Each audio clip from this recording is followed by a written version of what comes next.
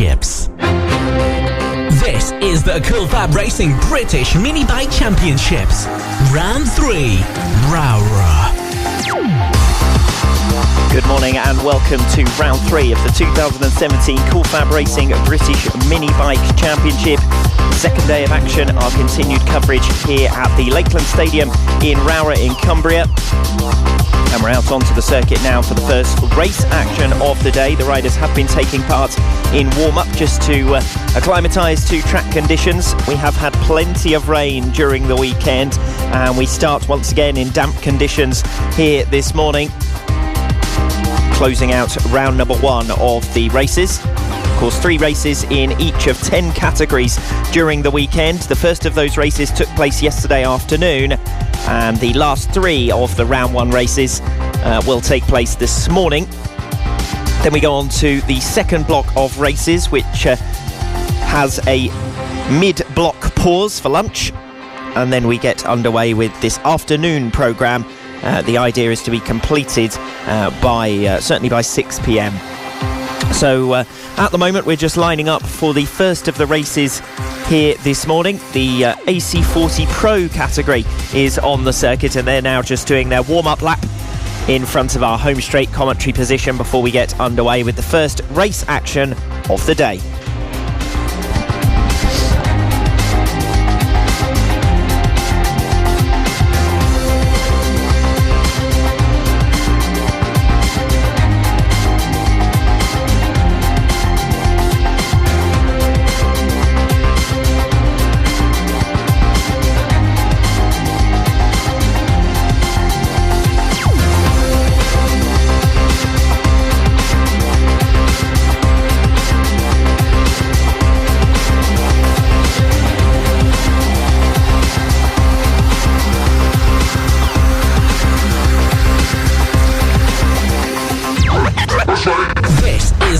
FAB-Racing British Mini Bike Championships. Round 3, Rowrah. This is the FAB-Racing British Mini Bikes Championship, the official partner series to the BSB.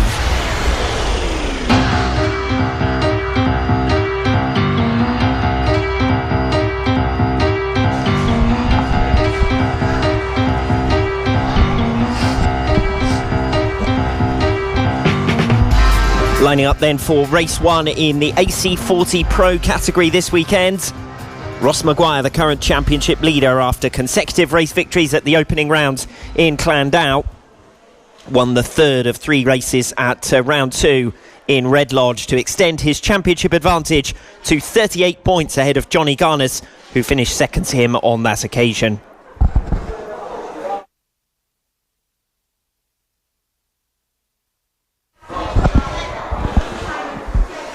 Here we go then, just assembling the riders on the grid and about to get underway with the first race action of the morning. Ross Maguire leading them away from pole position and plenty of bunching down into the first turn. Riders all making it safely through, which is the first priority in damp conditions. Actually, it looks as though Maguire's starting to break away. The battle at the moment for third position as they come down towards Iredales, the second of 2 main hairpins here in Rowrah. Maguire seems to be making the break. We've got a bit of a battle for third, fourth and fifth positions at the moment as they go down to the far end of the circuit, out of the view of our commentary position, and then eventually back towards us here at the far end of the circuit, the paddock end of the circuit. We do have a faller coming down towards the final chicane, straight back up to his feet, and I suspect that may be Aidan Davey. It's difficult to see from where we are. The race at the moment is for second position then, behind the current race leader Ross Maguire. Ryan Hitchcock second, ahead of Eddie O'Shea in third, and it's O'Shea at the moment who's pressurising, trying to find a way through.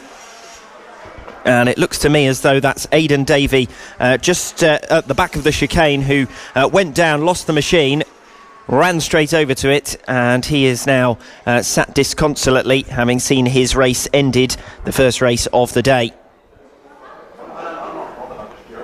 So Aidan Davey, who finished runner-up at the opening race of the season in Llandau. Then went on to 2 non-scoring rides in South Wales and returns to the championship, having missed out on round 2 in Red Lodge. So it's Ross Maguire then who has the advantage, really bolted on lap number 1 with a seconds advantage. It's the top 4 who have a sizable gap behind them to Ollie Walker and Emmanuel Brinton, who are battling over 5th position. That race for second place settled down since Eddie O'Shea passed Ryan Hitchcock. We have another faller through the chicane, again straight back up to their feet in the mid-pack. Race is continuing right through the field, battle for 8th and 9th places at the moment.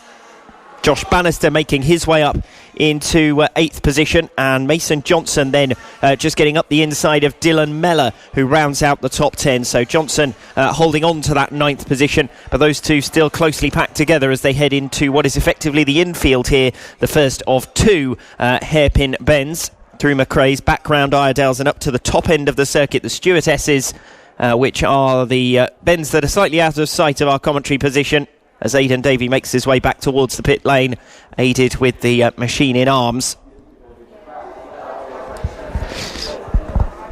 Ross Maguire then, the early leader.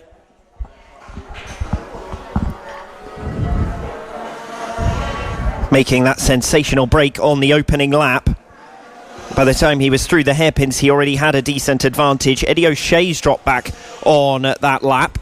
Through he comes now, but down to 4th position, so not sure what happened there, but he lost about 7 seconds, so whether that was an off or just a running wide situation, didn't see it from up here. So the main event of that lap number 3, Eddie O'Shea slipping from 2nd to 4th, having found his way past Ryan Hitchcock. Hitchcock is now back up into that 2nd place, but he's under pressure from James Cook, who was able to set a new personal best on that previous lap number 3. It's Maguire who leads then from Hitchcock in 2nd, James Cook in 3rd, and Eddie O'Shea trying to gain in lost ground. It's still Hitchcock in front of Cook as they come through the chicane, and Eddie O'Shea goes down from 4th position. He is moving away from the scene of the incident, with the bike also being wrestled away. In fact, he's back up to his feet and straight over to the bike as though he's quite keen to get on with the race, and that may well be the case. Eddie O'Shea having fallen from 4th position, he was trying to reel back in Ryan Hitchcock and James Cook, who were battling over 2nd place. O'Shea is now back up and running, but he is going to lose more than a handful of positions here. He's right down towards the tail end of the field with the leaders. Well, unless Eddie O'Shea can turn things around, it's going to be quite a few lost points in this one. He came into this event 6 points behind Johnny Garnison, 2nd in the championship, and with an opportunity to try and do something about that and make up some ground on Ross Maguire as well. But it's Maguire who leads here and set to extend that championship advantage with what will be his 5th race win of the season, as James Cook finds a way past Ryan Hitchcock. So that's for 2nd position. Hitchcock has dropped back, still on the tail of Cook as they come through the chicane and back towards Paddock Bend. Hitchcock had led Cook by 1/10 of a second at the end of the last lap. He's still right on his tail, but they've swapped positions on that last lap. James Cook with a new personal best, a 1:02 flat, so actually slightly faster than Ross Maguire, the current race leader. Watching to see where Eddie O'Shea is further down the field. He's at the moment reeling in a group of 6-7 riders from 5th position down. So I'd mentioned previously that the front 4, as it was at the time, had about 10 seconds advantage over the rest of the group. Well, there's another 7 seconds behind that to Dylan Mellor, who sits in 5th position, having got the better of Troy Jeffrey on that last lap. And on the tail of that group now, it's Eddie O'Shea. He's got 5 seconds to make up to the back of the group, but once he does make it to that group, they're all separated by about 5 seconds, all the way down from 6th position and right to Eddie O'Shea, who sits in 12th. So that's certainly one to watch. Eddie O'Shea trying to gain in lost ground. He's not lapping particularly faster than that group ahead of him, though. So 12th position at the moment for Eddie O'Shea, who after some misfortune then ended up having a fall and dropping out of the battle for the top 4 positions. Ross Maguire leads by 5 seconds over James Cook, who was faster than Maguire on that previous lap with a 1 minute 1.7, so 0.6 of a second shaved off that race lead, as Eddie O'Shea does start to gain in on that group. And in fact that group has got two battles in one at the moment. Troy Jeffrey and Josh Bannister close on the circuit, and Ollie Walker a second further in arrears with Owen Mellor right on his tail. So Mellor on the tail of Walker as they come through the first of two chicanes on this circuit and up towards the hairpin. Mellor looks to the inside but can't find a way through there. So at the moment the status quo is maintained, but it's Mellor on the march and actually side by side once again, this time into Iredale's and trying to find his way through. He's alongside heading down to the bottom end of the circuit, and I suggest that Owen Mellor has made that move now for 8th position. He's on the inside once again as they go through the S's. He has the racing line. And a good ride from Owen Mellor, who was on the tail of Ollie Walker at the end of lap number 6 and seems to have burst his way through. Ross Maguire, the leader, already starting to make his way through lapped traffic. And then that group behind that Eddie O'Shea is now starting to make his way through.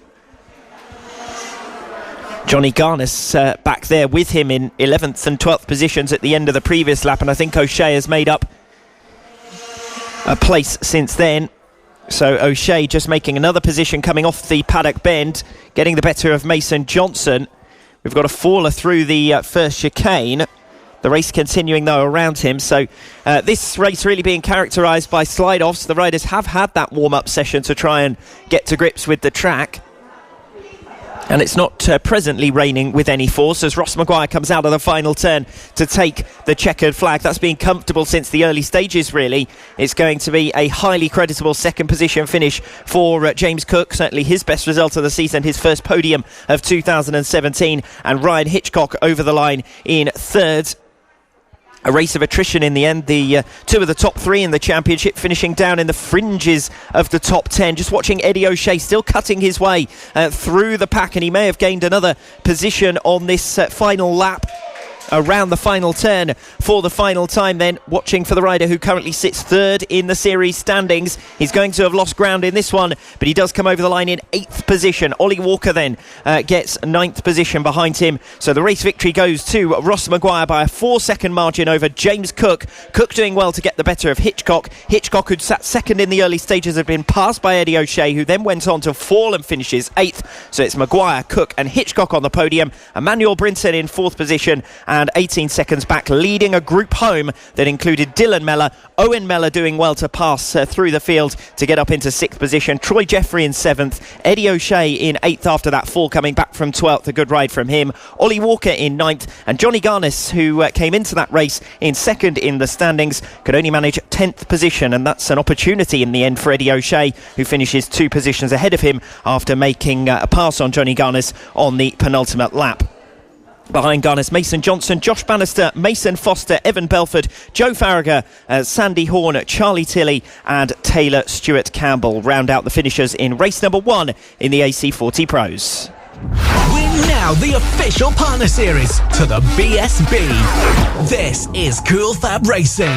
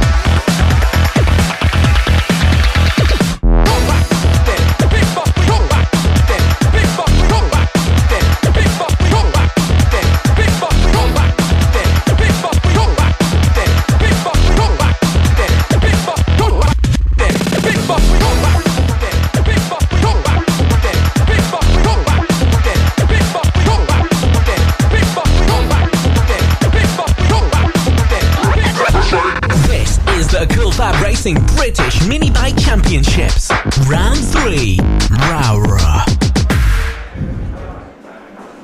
Moving on to the Pit Bike Open category for their opening race of the weekend. Max Cook, the current championship leader with them, and he is the pole sitter as well, having finished the best part of a second, 0.7 of a second, up on James Rose during that qualifying session, which was interspersed with rain, of course, throughout the weekend that we've had so far. And the last race out on track, or the first race of the day, was characterised by falls made by riders in those slippery conditions, particularly the longer braking zones, the higher speed approaches to a couple of the chicanes on the circuit.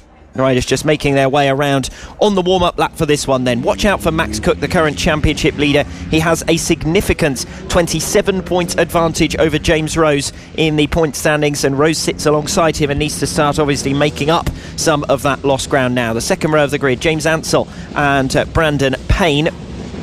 James Ansell in 13th position in the championship standings, having come up with a double-figure tally last time out. That's the third race of the weekend in Red Lodge. Brandon Payne alongside. Callum Wybrow and Franco Bourne are the riders on row number 3. Row 4 is with Felix Hearn and Craig Walker. Josh Hodge and Jack Walters, Josh Ingram and Neil Kinnaird round out the starters. Underway with a good start from James Rose, so it's Rose who gets there first, ahead of Max Cook, who immediately drops back into second position. So not a great start for the championship leader and pole sitter, who's been relegated to P2, winner of each of the last 2 races, and 4 consecutive podium finishes for Max Cook that have put him into that championship lead. But he sits second for the moment, behind James Rose, the race leader. Rose, who started the season by beating Cook in the opening race of the weekend in Llandau, but missed out on overall top scoring that weekend. Beat Cook by 3 points over the weekend at round number 1, but comfortably beaten at round 2. Cook coming into his own with 2 race victories and a second place. And it looked as though he was going to continue on that winning run as he topped the qualifiers, and by some margin as well. At the end of the opening lap, James Rose looking over his shoulder to see Max Cook behind him by 0.6 of a second. James Ansell it is up in third. Callum Wybrow making up a position from the third row of the grid on the opening lap by getting the better of Brandon Payne. The front 3 have made a break away from the rest of the field. Callum Wybrow seemingly dropping a little bit back now from 4th position. 5th is still with Brandon Payne, who seems to be losing some ground perhaps on Franco Bourne, who sits in 6th position, rounding out the top 10. Felix Hearn, Josh Ingram, Jack Walters and Craig Walker. So Rose the leader, breaking well with a 0.6 of a second advantage over Max Cook, and that's exactly what I said he'd be needing really in the context of the championship, with Cook having quite comfortably beaten him by 21 points at the last round. And now it is James Rose who leads ahead of Max Cook in second. James Ansell in third position. Rose over the line in a 56.3. Cook over the line in a 56.7. So the gap is now over a second between them for the first time in this race. James Rose, the early leader, ahead of Max Cook in second. A second further back is James Ansell in third place. And then there's a group further down that's all closely packed. A battle for 7th position. Josh Ingram's got the better of Felix Hearn. Hearn is still on his tail though. So it's 7th, 8th and 9th who are closely packed at the moment. Josh Ingram, Felix Hearn and Jack Walters just coming off the first hairpin and down towards the second, with Hearn trying to recover position. And if anything, 9th position starting to drop back ever so slightly from there. Now coming back towards us is Max Cook, and James Rose has dropped back. So it's going to be Max Cook who will lead at the end of lap number 3. So at the far end of the circuit, James Rose has dropped down to what must be 3rd position. So it's Cook who leads now with a 56.7 on that last lap, by over 2 seconds ahead of James Ansell. So the error came from James Rose, who is now 5 seconds back from the leader and in 3rd position, and Callum Wybrow isn't too far behind him in 4th place. 5th is with Brandon Payne.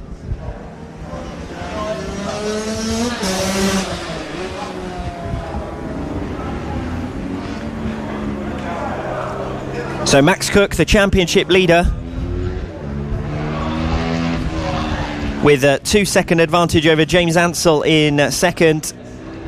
And James Rose now in third position, having lost about 5 seconds on that previous lap and dropping back from the lead into third, and he doesn't look too comfortable in that third position either. Callum Wybrow still right on his tail. Fifth position is with Brandon Payne, and he has a sizable margin then over Franco Bourne in sixth, and still the race going on for seventh position, and Josh Ingram under pressure here as Jack Walters looks for a way through. Ingram holding on for the moment, but Walters with the cutback and with the inside line can't quite make it alongside down into turn one, but less than a tenth of a second between them over the line, and it may be only a matter of time before Jack Walters finds a way alongside or past Josh Ingram, who seems to be dropping back into his path. Walters going for the wider line, and actually he's now slid off on McRae's, so Walters was making the progress, but he's dropped down from 8th position now as Max Cook starts to come through lap traffic, and he is the current race leader, current championship leader, opening that margin all the time over James Ansell in second and James Rose in third. Since dropping back to third, Rose hasn't really made any impression on the leading margin as Cook comes over the line to set a new fastest lap of the race of 56.2 and gains another half a second over James Ansell in second. Third still with James Rose at 56.2, so he is back on the pace of Max Cook now, the race leader, as Cook negotiated some traffic that Rose now passes going up towards the first hairpin,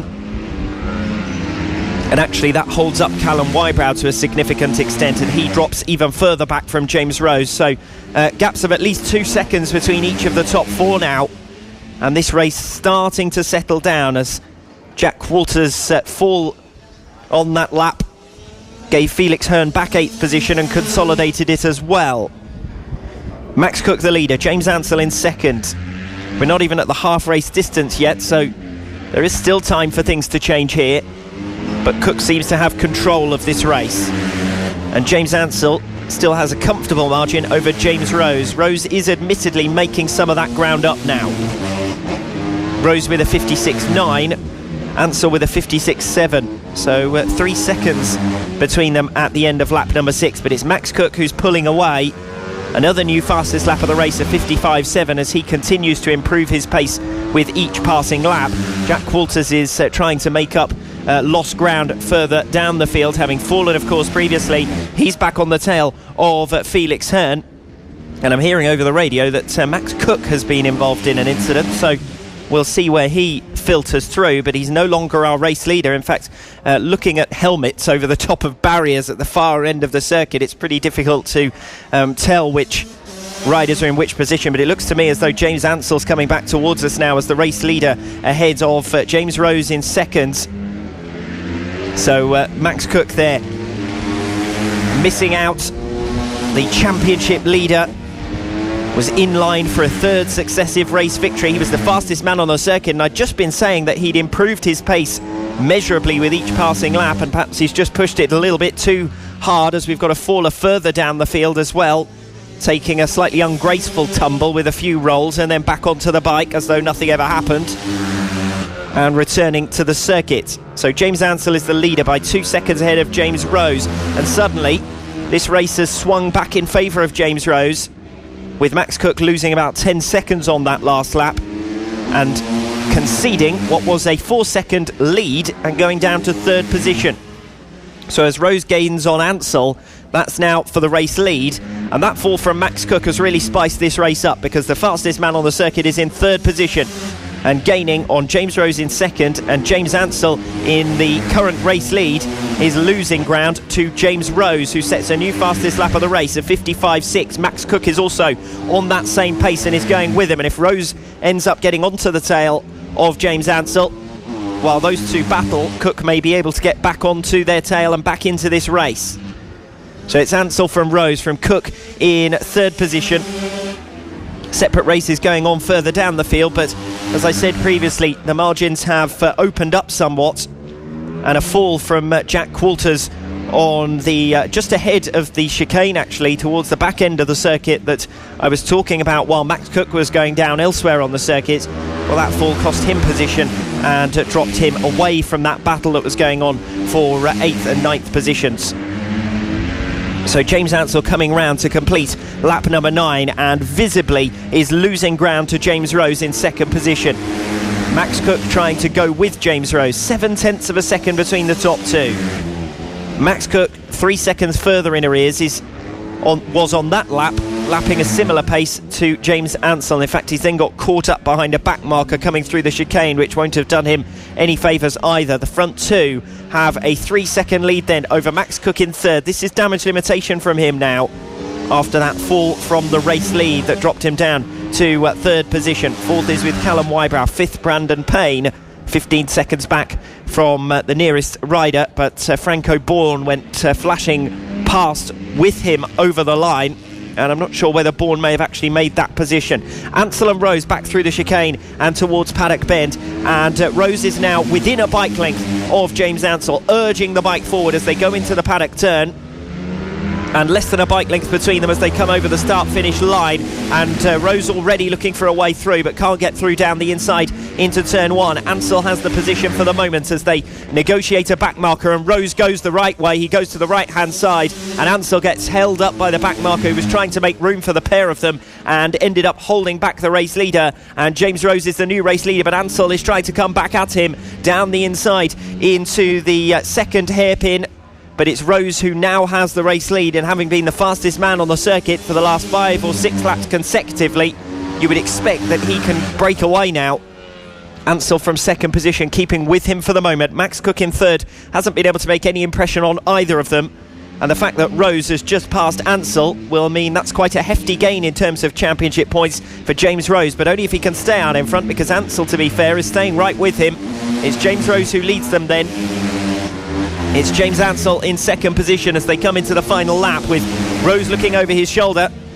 He had the race lead in the early stages. Cook at one stage was the race leader. Ansell had a go in first position as well. Cook, since his fall, hasn't been able to really gain too much ground on either James Ansell or James Rose, and you might have expected that he could do so, having set the fastest laps earlier on in the race, but the fall may have just knocked the stuffing out of his challenge. And third position looks a decent result considering he fell from the lead. It's going to be James Rose then who will take the checkered flag, his first victory of the season. It will be his 5th podium finish of 2017 as he just negotiates back markers through the chicane. He's caught that pair in really the wrong place. Goes around the outside of one, then gets held up by the other. I don't think James Ansell is going to be able to take advantage. Rose looks over his shoulder to see that actually Ansell has been held up even more by that pair of back markers who are squabbling themselves on the circuit. And there we go over the line. They were in 9th and 10th position, Craig Walker and Felix Hearn, but it's a race victory for James Rose by a second over James Ansell. Max Cook takes third position after an early fall, and it was an entertaining race just when it looked as though it had settled down, with Cook comfortably the leader and Ansell well clear of James Rose, who himself had been mixed up in an incident earlier on in the race. Well, Rose came back at Ansell, and when Cook went down, that fight back from James Rose was over the race lead. Rose then coming through for the checkered flag by a second over James Ansell in P2. Max Cook comes through for third. Callum Wybrow in fourth position. Franco Bourne an isolated fifth, but a second ahead of Brandon Payne, who gets sixth. There was a separate race for much of that one for seventh position, which is eventually taken by Josh Ingram, with Josh Hodge in eighth position. Ninth going to Craig Walker. Felix Hearn, after a bit of an off, coming back up to 10th and only narrowly missing out on ninth in that tussle a lap down on the final two turns. Jake Hopper and Neil Kinnaird rounding out the finishers. Jack Walters retiring after his fall on lap number 7. The original and best British championships for mini bikes. This is Cool Fab Racing.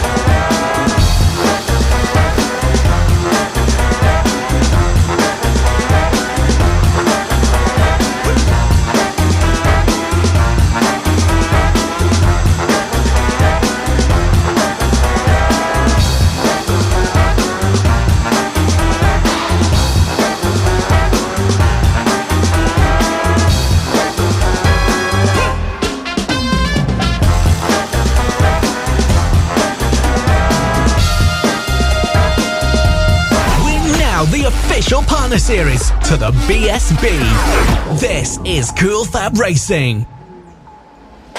So just tipping into your Facebook and Twitter messages, please do keep them coming, listening to us live online on Facebook, and of course live radio through the Cool Fab Racing website, coolfabracing.com, as we build up to the next one out, which is the last of the round one races. Having a look at some of those messages posted online. Good luck, Jaden 106, love from Mum.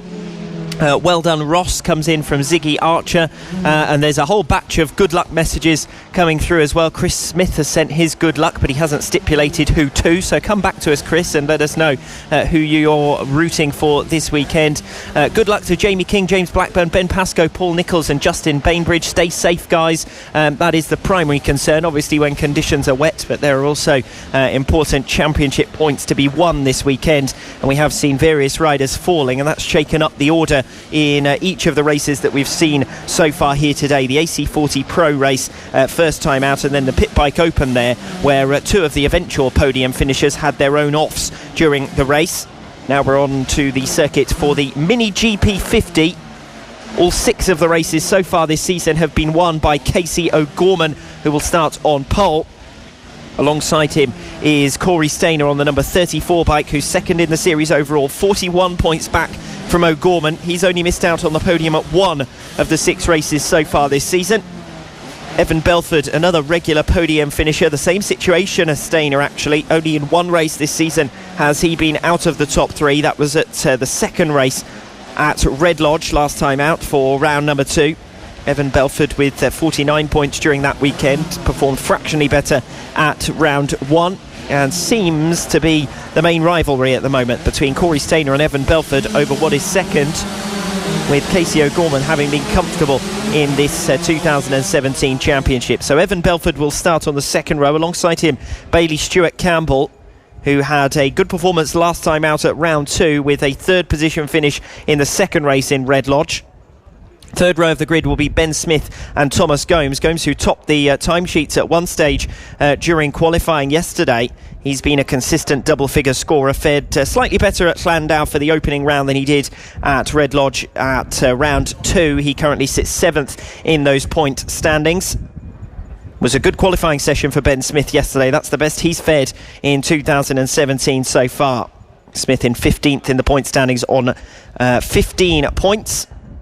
Fourth row of the grid will be Jaden Toomer and Holly Harris. So Harris, who we spoke to yesterday with an interview which has been put up on the Cool Fab Racing Facebook page, so you can have a listen in to a couple of the young female riders telling us about their plans in 2017 and how they got into the sport. Harris at the moment 12th position in the series standings, a creditable 8th position on the grid. Jaden Toomer 9th in the points on 43, lines up in P7. Fifth row of the grid will be Finn Smart and Caris Jones. That's not been a great qualifying for Finn Smart, who's 4th in the championship standings. Had a brilliant weekend at round number 1 with a podium finish in the second race, but didn't quite go to plan at round 2 and some drop points there, but still in 4th position in the series despite having dropped back from that podium battle between Corey Stainer and Evan Belford. So Smart has some work to do from all the way back on the 5th row of the grid. Completing the lineup here, Sandy Horn, Mason Johnson and Sean Abel. So let's see if from 9th position Finn Smart can make up any ground. He's the only rider that's really out of position in terms of qualifiers and their relative positions in the championship. O'Gorman and Stainer as well as Belford all start in championship order. The top 3 in the championship then on positions 1, 2 and 3. Evan Belford starting directly behind championship leader Casey O'Gorman.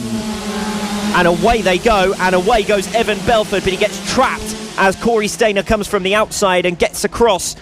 It's Casey O'Gorman then who makes the break with Corey Stainer in second. Evan Belford was fastest away, but he couldn't get between the two of them as Casey O'Gorman held on to the race lead, and Corey Stainer was smart enough to come across and block the run of Evan Belford. So it's Belford who was making progress off the start line, but has now dropped back slightly from Corey Stainer in second. It's Casey O'Gorman in front then. P2 is with Corey Stainer. The top 3 on the circuit at the moment are the top 3 in this championship in their championship order. So this would open up the margins between them unless things change. There's still plenty of time for that, of course, with 11 laps here. Stainer versus O'Gorman. in terms of the top two positions in the championship. Third and fourth is closest at the moment, and it looks as though Bailey Stewart-Campbell is coming down the inside into the chicane, but has to back out of it at the last moment. Evan Belford has the turn. The race lead then is with Casey O'Gorman ahead of Corey Stainer in second. Third is with Evan Belford. Bailey Stewart-Campbell with another good performance from fourth position, as we have a fall for the man in third position. So Evan Belford drops it on Paddock Bend, and that enables Bailey Stewart-Campbell to move up into third position. So it had already been a creditable start for Bailey Stewart-Campbell. Continuing under yellow flags for the moment as the bike is wrestled away on the runoff area on the exit of Paddock Bend. So Casey O'Gorman, the leader at the end of the opening lap then, ahead of Corey Stainer, half a second in arrears. Bailey Stewart-Campbell dropping back from the top two. Thankfully back up to his feet now, Evan Belford, and that also enables the race to continue on. So hopefully Evan's okay after that fall, but he is walking away now from the scene of the crash, and that is enabling the top two to continue to go at it, with Casey O'Gorman, the race leader, ahead of Corey Stainer. O'Gorman just looking over his shoulder there to check on the progress of the rider on the number 34 bike behind him. Third position is with Bailey Stewart-Campbell. This will be a second podium finish in 3 races for him if he can maintain his position.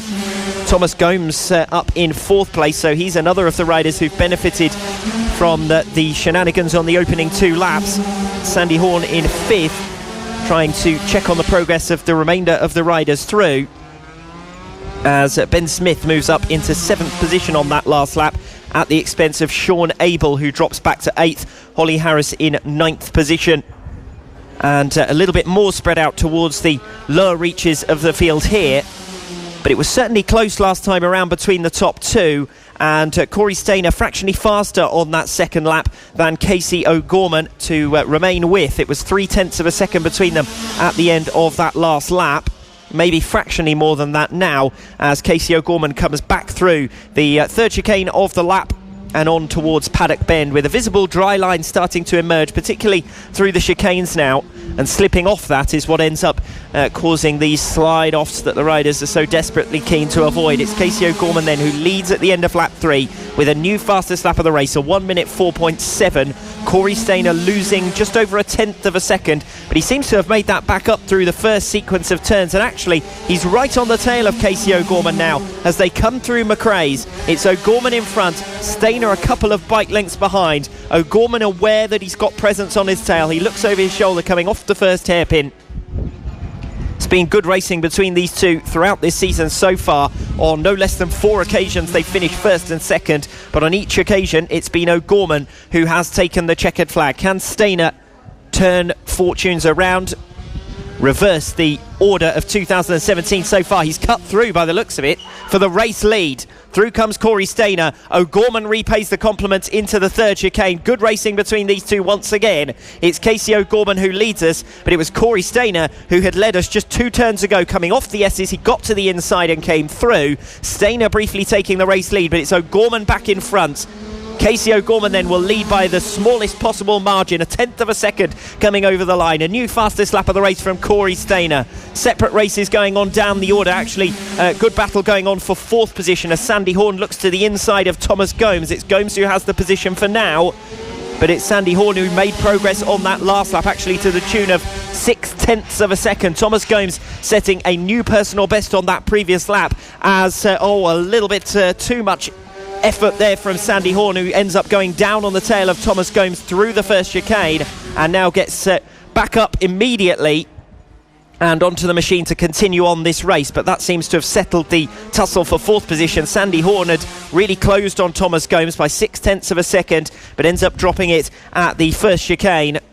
So that race for 5th position, 4th position seems to have settled down for the moment at least. It's Casey O'Gorman in front, again looking over his shoulder to check on the progress of Corey Stainer. Bailey Stewart-Campbell has dropped 8 seconds back from this race-leading squabble, and then 8 seconds further in arrears it's Thomas Gomes, who now has a little bit more comfort without Sandy Horn breathing down his neck from 4th position.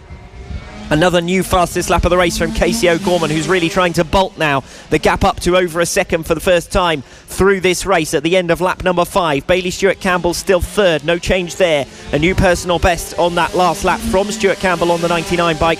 Thomas Gomes in 4th position, and of course Ben Smith making it up to 5th as a result of that fall for Sandy Horn through the chicane at the start of lap number 5. So Horn dropping back through the field, and that's also going to promote a couple of other riders. Jaden Toomer just flashing past us on our home straight commentary position and moving up into 6th position, and Sean Abel 5 seconds in arrears of Toomer in 7th place. The race leaders starting to meet what is now lapped traffic, with Casey O'Gorman the first through, and for the moment that's not giving any advantage to Corey Stainer. Normally you'd expect the first rider through to have a tougher time passing lap traffic, as they won't be expecting the leaders to come flashing past, but it's 1.5 seconds the gap between O'Gorman in first and Stainer in 2nd position. Bailey Stewart-Campbell just coming past us in 3rd. Race going on now for 4th position, as Thomas Gomes drops back with each passing lap from the tail of Bailey Stewart-Campbell. He's in 4th position, but not for much longer, as Ben Smith looks to the inside, although he is held at bay back down into turn 1. Smith backs out of the move. There was less than 1/10 of a second between them as they came over the start-finish line. That's where the race is at the moment. Smith having gone 0.8 of a second faster than Thomas Gomes on that previous lap, and now looking menacing for 4th position. The leaders have closed back up again on this lap,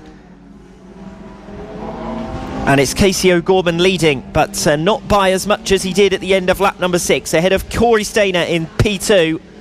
Again, negotiating lap traffic as they work their way through off Paddock Bend. And Stainer looking to the inside into turn 1. A new fastest lap of the race from Corey Stainer, an incredible 1 minute 3.9. That's over a second faster than Casey O'Gorman, and less than 1/10 of a second between them as they came over the start-finish line last time around. Stainer held behind the back marker as they come through the first hairpin, and that's given a little bit of breathing room for Casey O'Gorman out in front. So Gorman extending his lead once again, ahead of Corey Stainer in 2nd, looking further back for that battle between Thomas Gomes and Ben Smith, and down goes Smith on turn number 1. The first thing he does when he falls is bangs his hand on the handlebars in frustration before getting back up to his feet, and we'll see if he can now get back on the bike. It's a shame for Smith, because he had worked hard to get onto the tail of Thomas Gomes and was looking to find a way through into 4th position, but he's just lost it on that first chicane. Just slightly off line perhaps, and down goes Ben Smith, so he loses out on position there. Casey O'Gorman then up front, Corey Stainer in 2nd position, and Stainer did drop back on that previous lap, as I'd called it at the time. He was held back behind one of the back markers through McRae's, and that seemed to cost him a huge amount of time. Corey Stainer then in 2nd position, losing 1.8 seconds on that lap number 8, and it's Casey O'Gorman with a new fastest lap of the race. These two continuing to drop their times as this race goes on. 3rd position is still with Bailey Stewart-Campbell, but that's almost a completely separate race, 15 seconds back from the top 2, who have already changed positions on a couple of occasions. Thomas Gomes, each time someone's got onto the tail of Thomas Gomes, they've ended up going down, so he once again has a comfortable 4th position, with Ben Smith, of course, losing out following that fall, making his way back around Paddock Bend. No change in the race leading squabble. For the moment, it looks as though Corey Stainer is going to be held at bay by Casey O'Gorman. Once again, it would be the 5th time this season that they finished 1 and 2, and the 5th time this season that Casey O'Gorman will have beaten Corey Stainer by 1 position, unless things change in the remainder of this race. 2 laps remaining, but the gap up to over 2 seconds now between Casey O'Gorman in 1st and Corey Stainer in 2nd. Bailey Stewart-Campbell still making his way around Paddock Bend, while the leaders are at the far end of the circuit, working their way through McRae's and Iredale's, the 2 big hairpins here, both preceded by significantly long straights. So it's Casey O'Gorman, Corey Stainer, Bailey Stewart-Campbell in the top 3 positions. Thomas Gomes, who made that break from 6th position to 4th on the opening 2 laps, has held 4th place since then. First coming under pressure from Sandy Horn, who suffered the first major fall there further down the order and is now back up to 7th position. And then fall latterly for Ben Smith, who drop back to P5. Casey O'Gorman starting to look comfortable now, heading into Paddock Bend and about to approach the final lap board. And it's just about keeping it calm and on that ever-widening dry line now for Casey O'Gorman, who leads the way by over 3 seconds ahead of Corey Stainer in second.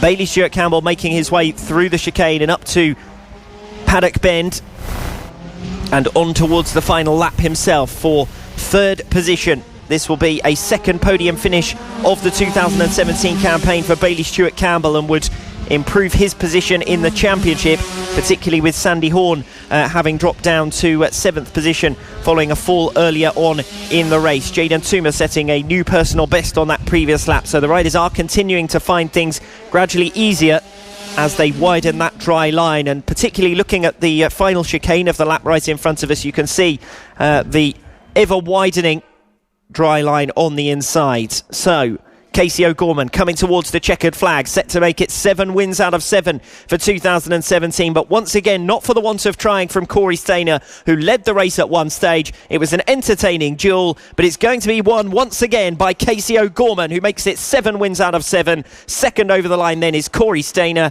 Bailey Stewart-Campbell is making his way through the chicane and through lap traffic as he comes on towards third place, and those lap runners coming over to pass the checkered flag further down the order. Ben Smith, after his fall earlier in the race, takes a creditable 6th position in the end.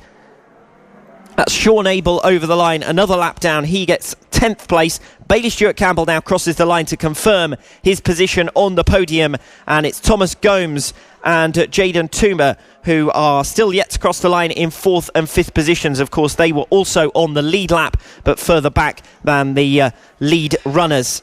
So there is Thomas Gomes, and that confirms all of our finishers. Casey O'Gorman the winner by almost 4 seconds in the end, but it was much closer than that for the majority of that race. Stainer just held back at one stage by a back marker, and from there O'Gorman was able to break away, having set the fastest lap of the race. Third position going to Bailey Stewart-Campbell, who was isolated in the end with 20 seconds ahead of him and 17 seconds behind him, to Thomas Gomes in 4th. Jaden Toomer now crosses the line in 5th position. Ben Smith in 6th after an earlier fall. Same situation for Sandy Horn, who finishes 8 seconds back from Ben Smith after a fall whilst challenging Thomas Gomes early in the race. Holly Harris, Karis Jones and Sean Abel round out the top 10. Dylan Mellor rounds out the finishers in 11th. This is the Cool Fab Racing British Mini Bike Championships. Round 3, Rowrah.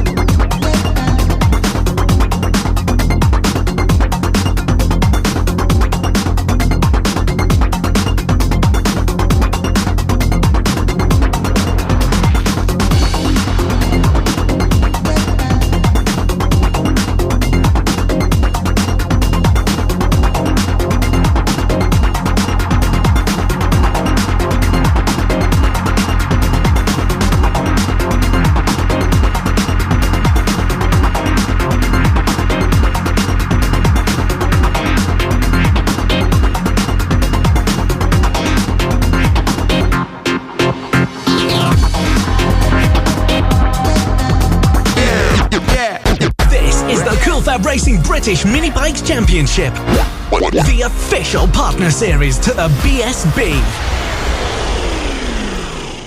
The second round of races gets underway here at round 3 of the 2017 Cool Fab Racing British Mini Bikes Championship from Cumbria. And it's continued racing as this time we return to the track with the AC40 rookies. They got our programme underway yesterday afternoon in terms of racing. And the pole sitter is the man who missed out on the top spot at the championship at the end of yesterday's racing.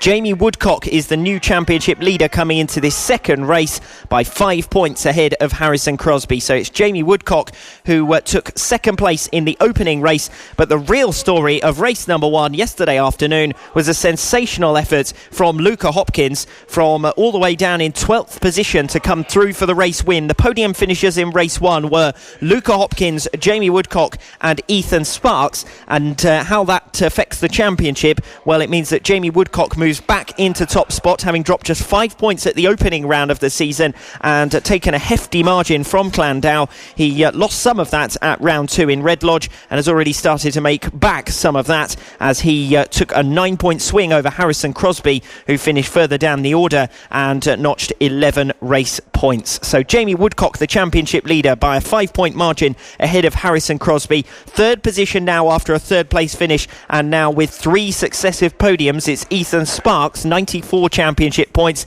and only 1 point ahead of Luca Hopkins, who was the race 1 winner. And that was for a second podium finish in the last 3 appearances. So Luca Hopkins and Ethan Sparks both coming on strong. We had a non-finish for Orlando Phillips that dropped him from 3rd to 5th in the standings. So that's where Ethan Sparks and Luca Hopkins were able to gain their positions in the series standings. Kyle Payne in 6th position. Saffron Watley and Alfie Davidson tied for 7th place. And Lucas Brown and James Rose rounding out the top 10 in those championship points coming into race number 2. Dropping out of the top 10 after that opening race, Sullivan Mounsey, who is listening in live on our Facebook coverage and online radio at the FAB-Racing website. Of course, he's watching on due to injury absenteeism here at round number 3. So all the best for a speedy recovery for Sullivan Mounsey, who was a podium finisher in race 3 at round number 2. But his absence this weekend has dropped him out of the top 10 in the championship standings. As the riders move away from the grid, will come back towards us at the end of this warm-up lap and get underway with their racing. A mention of Monty Amer as well, who's up on P2 on the grid. 10-point score here in race 1. That's Monty's best result of the season so far. Starting alongside Harrison Crosby then on the first row of the grid. The second row will be Max Perry and Alessandro Valente. We saw a couple of surprises in qualifying compared to the previous championship order, and certainly a difference to previous qualifyings in 2017 as well. But that's a bit of an advantage for Harrison Crosby because his main championship rivals are further down the order in terms of the other top 5 runners in the series. Jamie Woodcock starting in 6th, Orlando Phillips starting down in 7th position alongside Alfie Davidson, and then, as I said previously, Luca Hopkins 4th in the championship now after that impressive race victory yesterday. Well, he has to do it once again from 12th position, so we'll see what Luca Hopkins can do as he tries to make his way through the field, as he did so brilliantly here in race number 1. So Harrison Crosby is already settled in, Jamie Woodcock further back.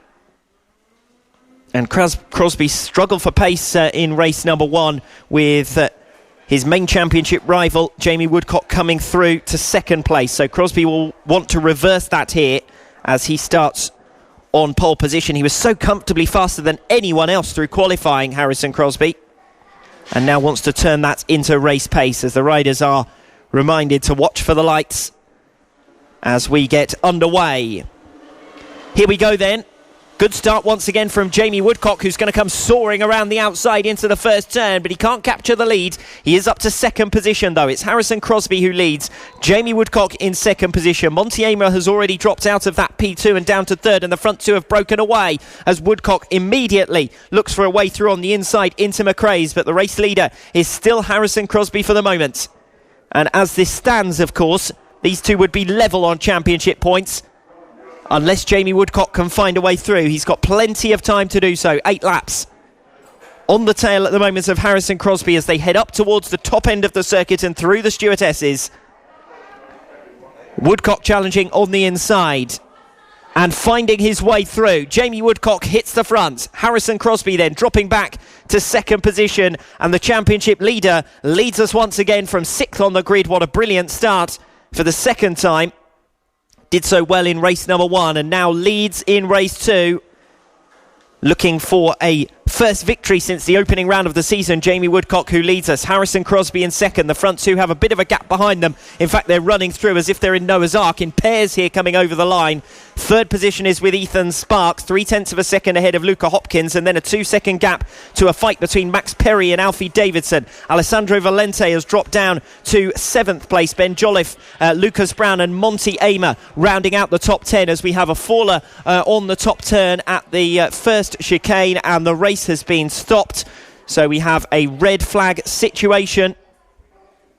As I said, we had a couple of falls there in the slippery stuff, and the race is going to have to be stopped, and that'll be good news for Monty Amer, who had dropped down to 10th position at the time of the stoppage, having come from P2 on the grid. Harrison Crosby had dropped down to 2nd position with Jamie Woodcock coming through, and that was the main story of the opening lap there, that Harrison Crosby, the pole sitter, had been overhauled by the championship leader Jamie Woodcock from 6th position on the grid. So Woodcock had the advantage.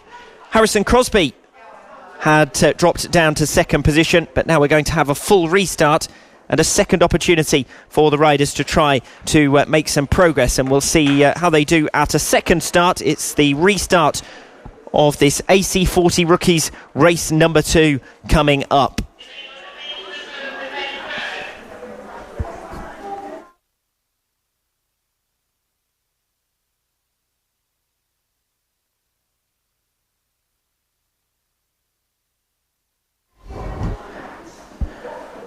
So it's Jamie Woodcock who will have to do the hard work all over again, but he's already done it in race 1 and once in race 2. So we'll see if he can sprint away for this restart of the second race. In the AC40 Rookies category, which is currently led by Jamie Woodcock, Harrison Crosby, his nearest rival, 5 points in arrears, has the advantage in terms of grid position, but conceded it in the first start of race 2 in the AC40 Rookies. Ethan Sparks, Luca Hopkins and Orlando Phillips next in terms of those championship points. Phillips starting from P7 and behind Jamie Woodcock by 1 position. Well, I'm not sure what the secret is to Woodcock's flying starts, but he's managed to do it on each occasion so far and will be looking to do the same again. Harrison Crosby had held him off into the first turn. It was a little bit too far to come for Jamie Woodcock, but he did well to get around the outside and all the way up into P2. And we'll see if he can do the same once again in the restart. For the moment, a slight delay for a fall coming off Iredale's. And we'd had another on McRae's as well. Riders slipping offline onto the wetter part of the circuit, with only the inside standard racing line starting to dry up a little bit. We've had rain throughout this weekend, although the pause in that rain that was forecast has come over us, and for the moment at least, no rain here in Cumbria, but that's only, it's never more than a temporary solution this weekend. We've had so much rain throughout here in Cumbria.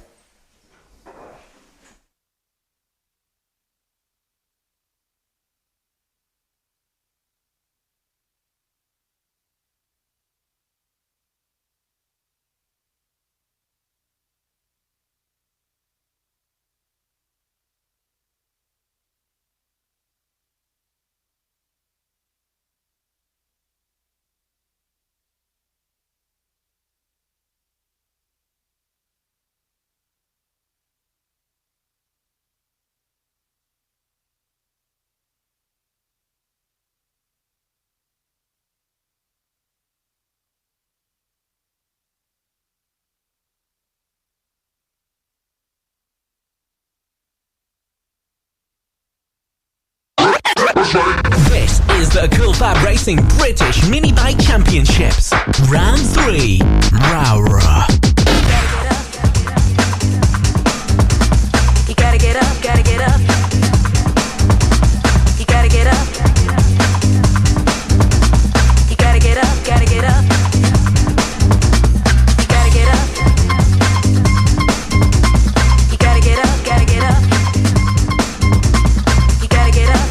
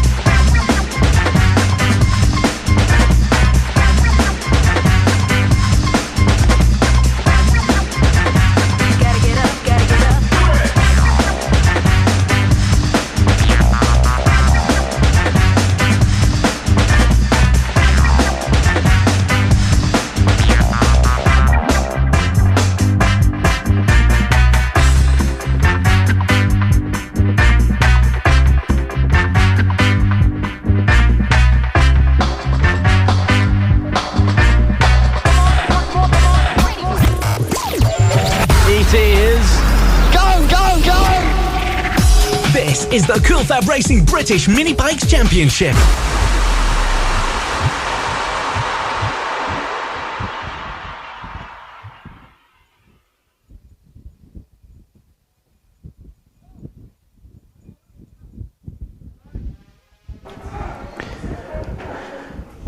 So the restart of race 2 in the AC40 Rookies, where Jamie Woodcock will need to do all of the hard work all over again from 6th position on the grid to try and get back up into 1st, as he had at the time of the stoppage for an incident coming off Iredales.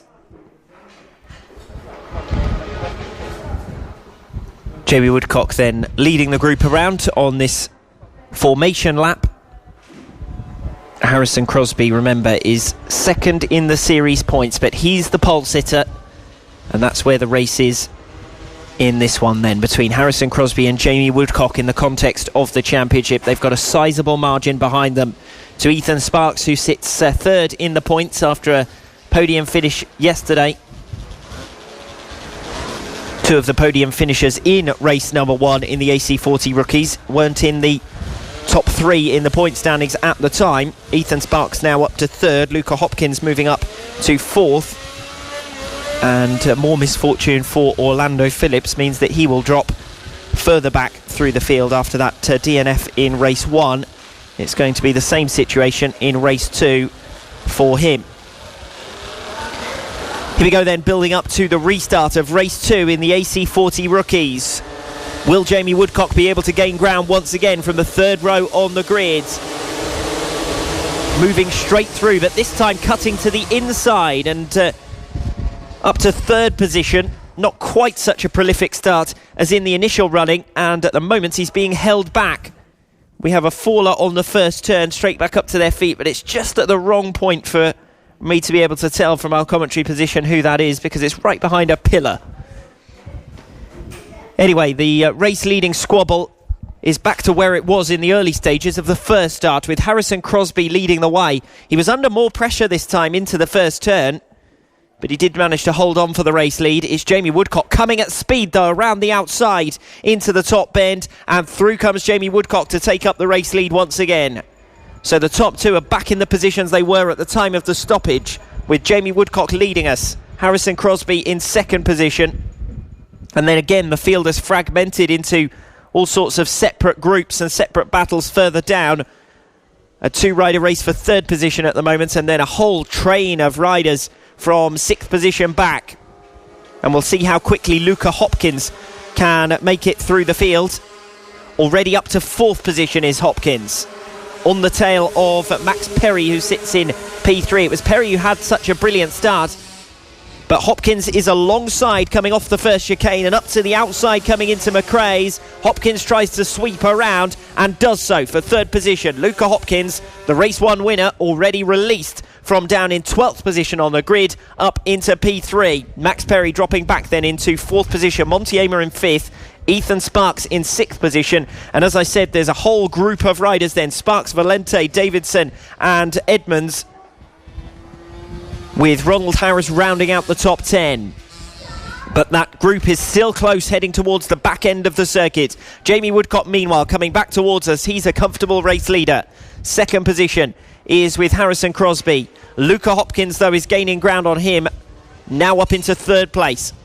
4th still with Max Perry after losing out to Luca Hopkins earlier in the lap. Hopkins had cut back basically off the chicane, which then became the outside line into the first hairpin, but he swept all the way around the outside. A new fastest lap of the race from Luca Hopkins. He's reeling in Harrison Crosby, who sits in 2nd. Ethan Sparks has made up a position there, with Monty Amer dropping back into 6th position, but still with a sizable margin over that group behind from 7th position down, that's starting to break up itself now.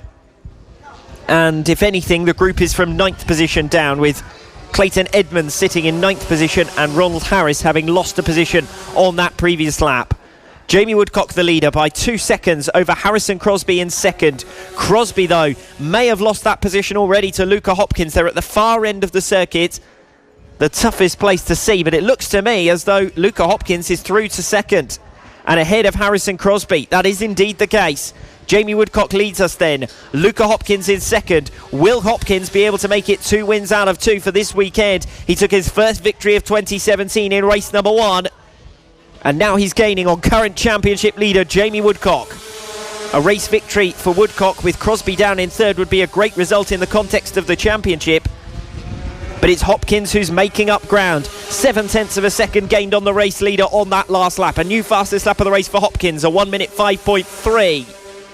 Woodcock then less than 2 seconds ahead of Luca Hopkins. The first time the gap's been as low as that, and Hopkins is still gaining. Third position with Harrison Crosby. Max Perry under some pressure here from Ethan Sparks. That's all over fourth position.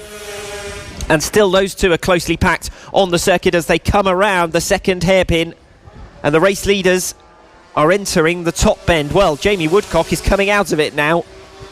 Such is the margin behind the top two. Woodcock in front, Hopkins in second. The length of that straight ahead of Harrison Crosby now. That gap is much more than 2 seconds. The 2 seconds it was at the end of the previous lap. Hopkins visibly gaining still on Jamie Woodcock, the race leader. And within touching distance now, it's Woodcock from Hopkins. Less than half a second the gap between them. Another new fastest lap of the race from Luca Hopkins as Woodcock tries to improve his pace, but doesn't seem to be able to do too much about the relentless gains of Luca Hopkins. Still close for fourth position between Max Perry and Ethan Sparks, who are lapping at a similar pace to one another, and new personal best for both Montiema and Alessandro Valente in 6th and 7th positions. It's Valente who's under more pressure, with Alfie Davidson right on his tail, and Davidson at the moment is just matching Valente's pace up ahead of him and waiting for an opportunity to come through. So that's the race for 7th position. That remains unchanged. In fact, all of the positions were unchanged on that last lap number 4, but they've changed on this lap 5 because Luca Hopkins is the new race leader ahead of Jamie Woodcock in second. Harrison Crosby still in third. Woodcock held back slightly by a backmarker through the final chicane of this lap number 5, and an astonishing recovery through the field from Luca Hopkins from 12th position on the grid up into first position by the end of lap 5, and with a second's advantage already over Jamie Woodcock. Luca Hopkins the leader then, Jamie Woodcock in second, Harrison Crosby almost 7 seconds in arrears of that battle, almost 8 seconds back on the leader as Ethan Sparks finds his way past Max Perry for 4th position. So that battle's been going on for a couple of laps, and it's Sparks who has made the ground and Perry who's dropped well back, and now there are sizable margins between all of the positions in the top 6, other than that fight between Alessandro Valente and Alfie Davidson over 7th position. So that's the fight to watch at the moment. Further back through the field, a close group from 7th down to 9th place, and 9th position currently with Kyle Payne. Luca Hopkins then coming through lap traffic, again meeting lap traffic at the chicane. Jamie Woodcock hasn't dropped too much further back on this lap compared to lap number 5, but Hopkins now has the race lead and is in line for a second consecutive victory. It would be a third podium finish of the season, and he would make up more ground on the championship leader Jamie Woodcock. Woodcock though responding, a new personal best on that previous lap. Bounces over the curb through the chicane as he has to run offline to try and make an overtake on the back marker. That will have cost him time, certainly. No such difficulties for the race leader Luca Hopkins, winner in race number 1, looking set for victory in race 2 as well. And that would move him above Ethan Sparks and up into third position in the championship. He would have gained ground on Harrison Crosby as well to the tune of 9 points, and would be bringing himself back into contention. But this is still a good result for Jamie Woodcock in the context of the championship, because Harrison Crosby is his most direct rival, only 5 points in arrears, and Crosby is down in third position, and at the moment over 8 seconds behind Jamie Woodcock, who sits in second place. Hopkins from Woodcock, Crosby negotiating lap traffic coming off the chicane and back towards Paddock Bend.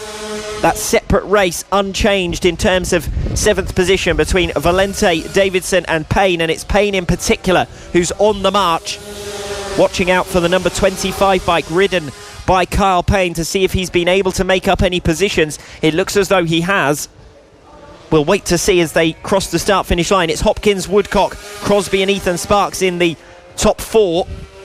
Sparks making up ground now on Harrison Crosby, who's dropped back from pole position down to 3rd in this race, and it's Ethan Sparks, after passing Max Perry earlier in the race, who is moving on to the tail of that now.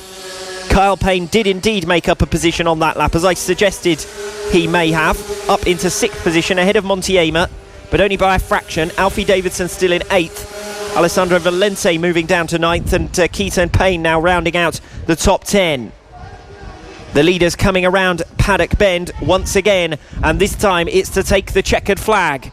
It's Luca Hopkins then to make it 2 wins out of 2 here at round 3. His 3rd podium finish of the season. 2nd over the line is Jamie Woodcock. That's still a good result for him in the championship. He will maintain his championship lead, and there's the fight for 3rd position going into Paddock Bend. Harrison Crosby may just about hold on. It's going to be tight over the line, and Crosby does just hold on. Sparks by less than a 1/10 of a second beaten, but holding on to 4th position, and that was a well taken 4th position actually from Ethan Sparks, as he spent the majority of the race finding a way to get the better of Max Perry. Perry's over the line in 5th, but that was only by the narrowest of margins as well. Kyle Payne right on his tail at the checkered flag. As I'd said going into the final lap, there were 2 fights still ongoing, and both of them were decided by about a 1/10 of a second. Luca Hopkins the winner then by 2 seconds over Jamie Woodcock in 2nd. Woodcock maintains his championship lead, but it's Hopkins who's the form rider this weekend. Harrison Crosby not able to live with the pace of the top 2, but importantly in the context of the championship overall,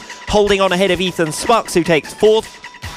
Max Perry takes 5th position by a 1/10 of a second over Carl Payne, who is another of the riders providing the entertainment by coming through the field. Rounding out the top 10, Montiema, Alfie Davidson, Alessandro Valente and Keaton Payne.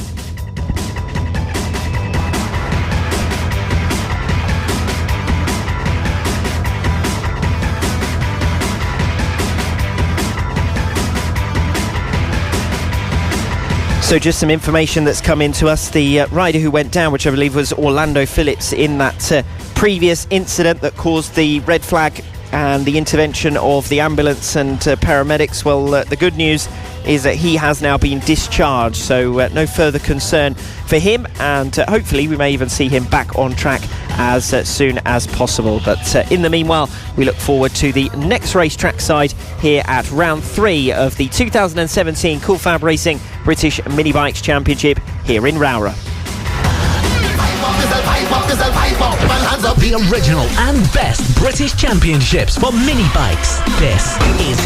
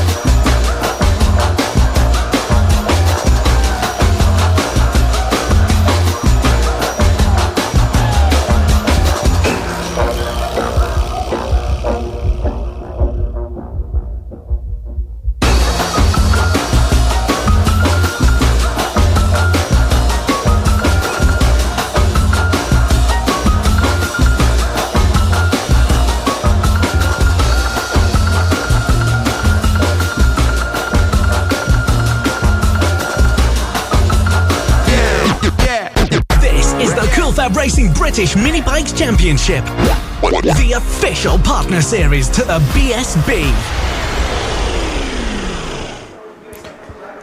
Next up, race 2 in the senior mini motos.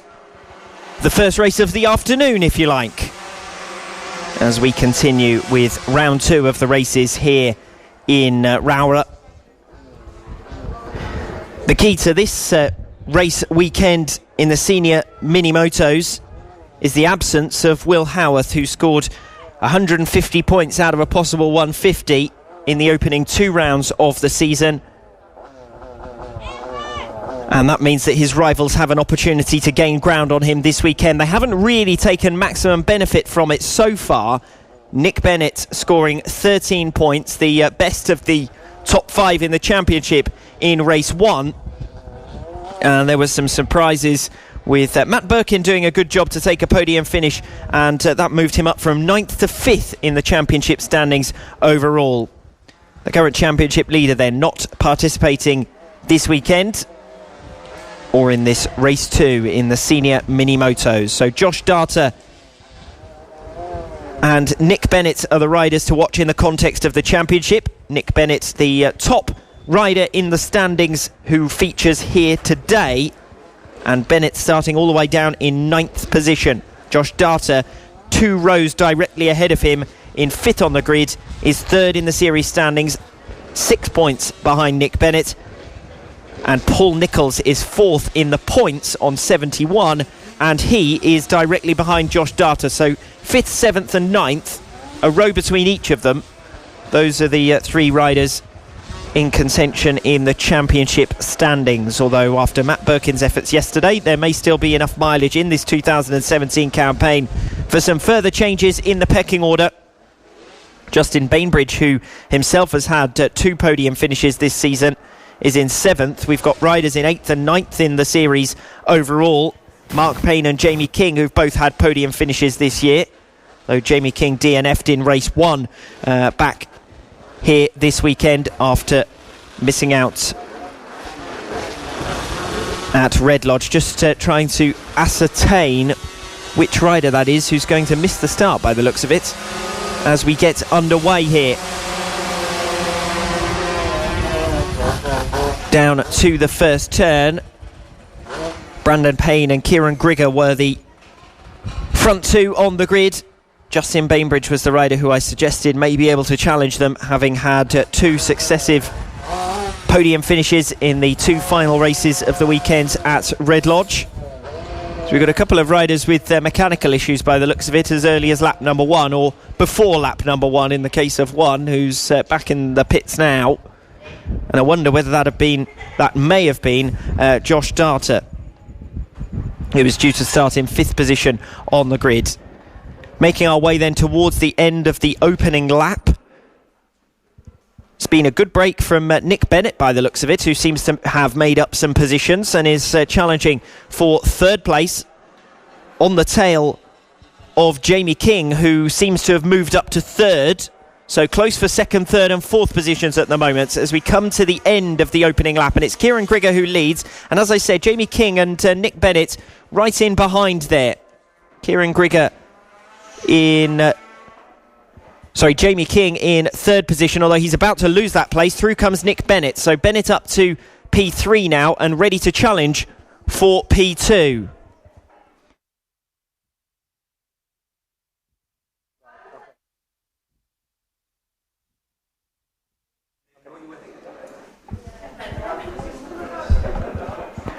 As the top performers run to the far end of the circuit, watching Nick Bennett making up positions. Done a great job from all the way down in 9th on the grid, and this is going to be a good result in the context of his championship as he sits ahead of Jamie King. He's already made the pass on King. He's now going for a move for 2nd position as they flash by once again. It's Brandon Payne who leads it. Kieran Grigger up to 2nd position. Nick Bennett in 3rd and Jamie King in 4th. Brandon Payne had jumped off the timing screens on the opening lap, but he is the race leader ahead of Grigger. The race at the moment, though, is for 2nd position. Grigger versus Bennett. And Bennett looking up to the outside line as they come around Iredales. He may sweep back to the inside coming off that turn. He can't get there for the moment at least. And Kieran Grigger has settled down P2. Brandon Payne leading it. Kieran Grigger in 2nd. Nick Bennett then in 3rd. Jamie King in 4th position. And then a bit of a gap to the next group of riders. Mark Payne, Ryan Grant and Justin Bainbridge. Bainbridge all the way down in 7th position and lost a position on that previous lap. Watching to see if Bennett can find a way past here for P2. Missed out on the podium in race 1, looks set to make the podium in race 2, and he's looking racy for second position as he thinks about a move down into turn 1, but can't quite do it. Less than a tenth of a second between them. Brandon Payne out in front is able to escape away by Bennett, is held back by Grigor. He looks to the inside and moves Grigor aside. Good move from Nick Bennett down the inside into McRae's, and that's for second position. Brandon Payne leads then. Nick Bennett in second after making successive overtakes, getting the better of Jamie King and now overhauling Kieran Grigor. So good riding from Nick Bennett, and this will do his championship standing the world of good. His best results so far this season, a second place finish in race 3 at Llandau, and he's in line for another such result here. Although it looks as though they're still fighting over that second place, and Kieran Grigor back through ahead of Nick Bennett. So Grigor making a repass after Nick Bennett came through for P2, and this is a good fight for second and third positions, and it looks as though Bennett is being dropped slightly now. Trying to look for battles further back, but the rest of the field has spread out quite dramatically. And we've only got 9 runners still showing as being out on the circuit. Well, there were 16 who qualified, and mechanical problems and incidences have dropped out the other competitors. Josh Data I'd already spoken about before we got underway here. That's dramatic news in terms of his championship. He had 4 successive double-figure scores coming into this race weekend. He only scored 5 in race 1 and won't finish in race 2. No change in terms of that top position then. Brandon Payne, your race leader. Kieran Grigor in second, just making his way through to lap as he holds on to second place ahead of Nick Bennett. Bennett, who held that second place earlier on in the race. Jamie King in fourth. Hasn't really been able to gain too much ground on the leaders as Brandon Payne sets another new fastest lap of the race. And Nick Bennett gets held up behind the back marker at just the wrong moment, coming through the exit of the chicane with both sitting on the racing line. And that's going to have cost Nick Bennett some time, with Jamie King trying to come for him. King gaining a bit of ground back on Nick Bennett on that previous lap, and he certainly gained some on this lap as the race starts to develop over third position. The rest of the battle seem to be settled for now, at least. Still 3 laps though remaining, with Brandon Payne out in front, Kieran Grigor in second position, Nick Bennett in third, and it's close between third and fourth positions. Nick Bennett and Jamie King, with King now looking for a way through on the tail of Nick Bennett. It's Bennett who holds it for the moment.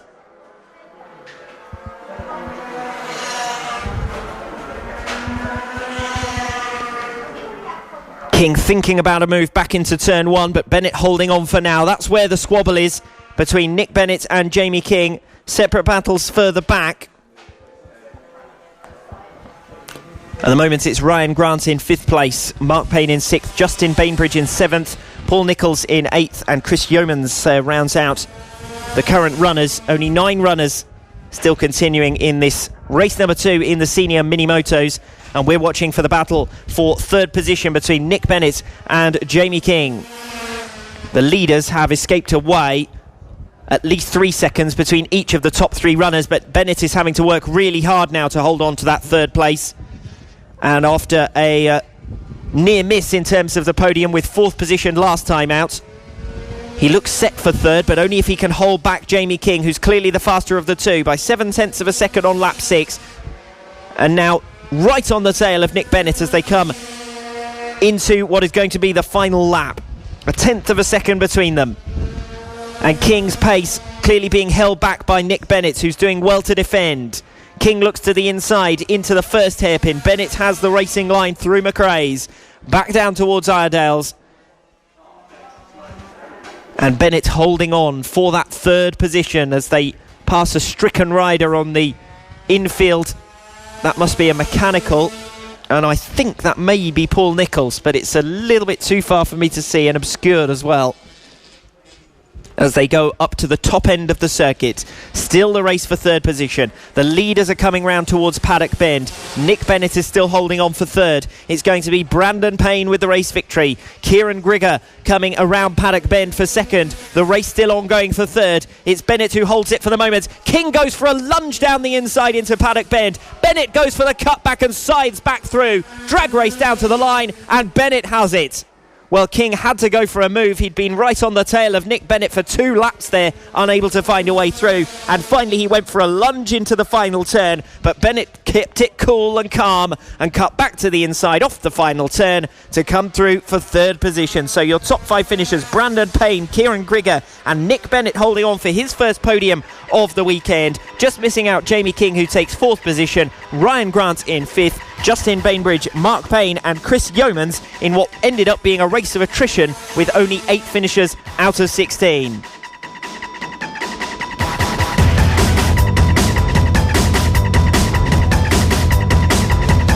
Now joined by Eddie O'Shea and Owen Mellor from the AC40 category. I've spoken to you, Eddie, already this season. Still pleased with how 2017's going?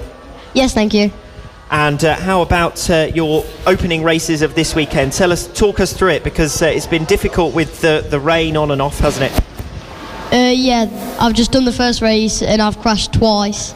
I was second and then I crashed and then I managed to get down to 4th, and then pushing to try and get James Cook, I crashed coming down the fast left-hander.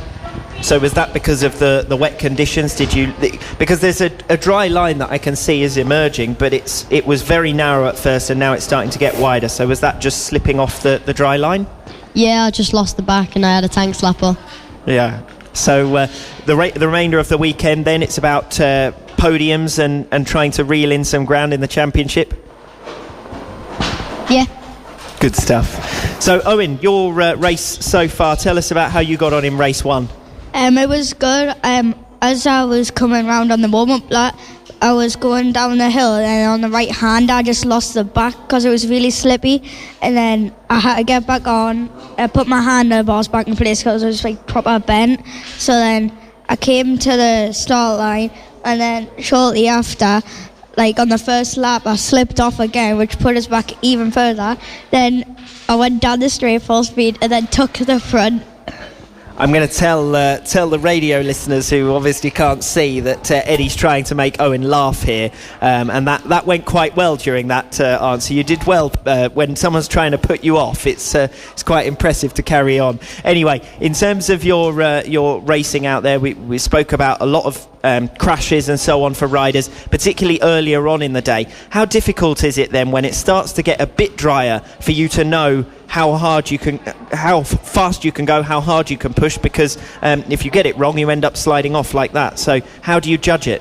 Like, it's hard because like if you're like overtaken and you're not on the dry line, then you're more likely to fall off because your tyres have got dry, and if it goes straight into the wet, then it's not gonna just go with it. Are you enjoying your weekend though, both of you, even though it's raining? Still yes, having thank fun? you. Yeah.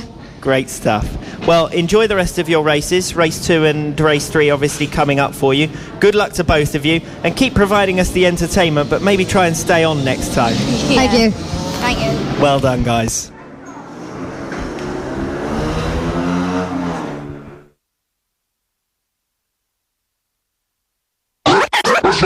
This is the Cool Fab Racing British Mini Bike Championships. Round 3, Rowrah. 1, 2, 3, 4.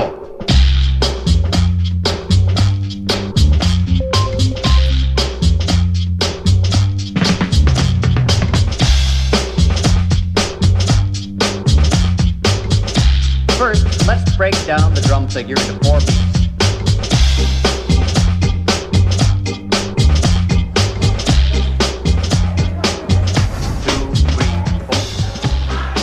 Now moving on then to the Mini F1 sidecars at round 3 of this 2017 Cool Fab Racing British Mini Bike Championship from Rowrah in Cumbria.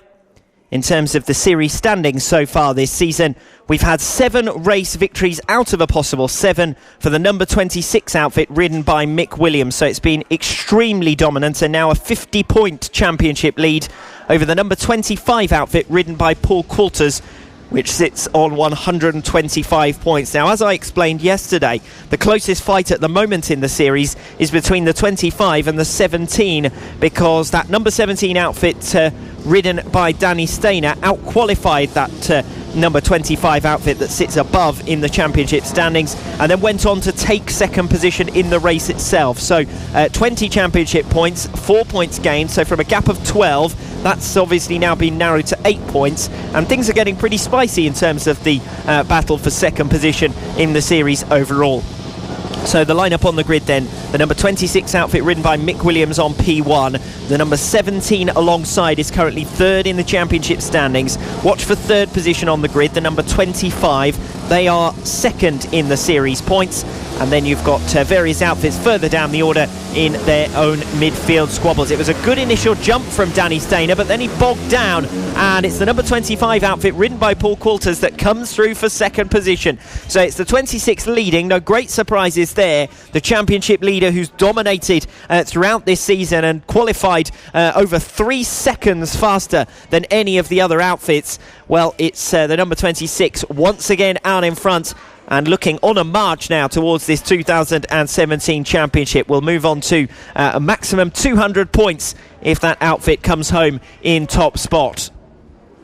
Still no change in terms of the fight for second in the series overall, with Paul Coulters on the number 25 and the 17 ridden by Danny Stainer. Those two outfits fighting for second place.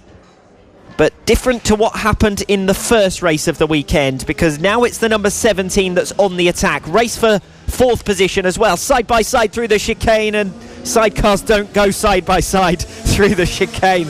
They somehow managed to all make it through without any contact, and we'll see if that's changed the positions then at the end of the opening lap. It's still the 26 in front from the 25 in second. It's the number 46 ridden by Simon Ibbotson that has managed to make progress and back up into fourth place after losing that fourth place initially. Still close for fifth and sixth actually, with the number 76 ridden by Adrian Ems holding fifth, and the number 24 ridden by Paul Coulters in sixth place. So the race lead might be settled, or looks settled for the moment, but the rest of the field is anything but. We've got that race for second and third, although that's starting to settle down now. The number 25 outfit ridden by Paul Coulters Sr. has over a second's advantage to the number 17 outfit ridden by Danny Stainer, and this would wipe out Stainer's gains from yesterday in one go. Simon Ibbotson on the number 46 outfit, he's got a little bit of a margin, but it's not much at all. There's a pack of 3 sidecars going together here.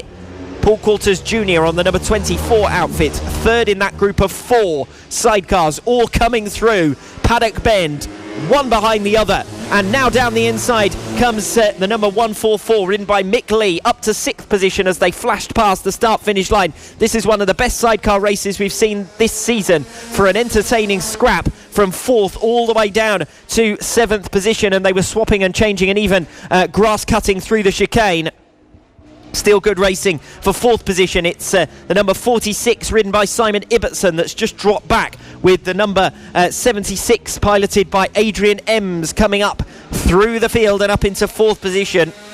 Ems had started down in P6 but comes through and up to P4, and still side by side as they come around the top turn in that battle for 4th position. It's the number 46 ridden by Simon Ibbotson, who is now trailing, and those gaps starting to open out. Certainly behind Ibbotson, there's a big gap now.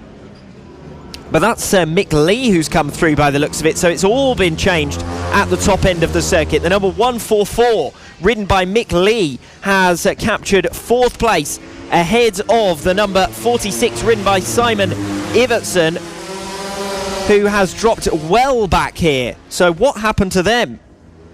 The number 144 ridden by Mick Lee holds 4th position now. 5th place is with the 76 ridden by Adrian Ems. 6th place is with Paul Coulters Jr. and still there's a race going on for 5th and 6th positions.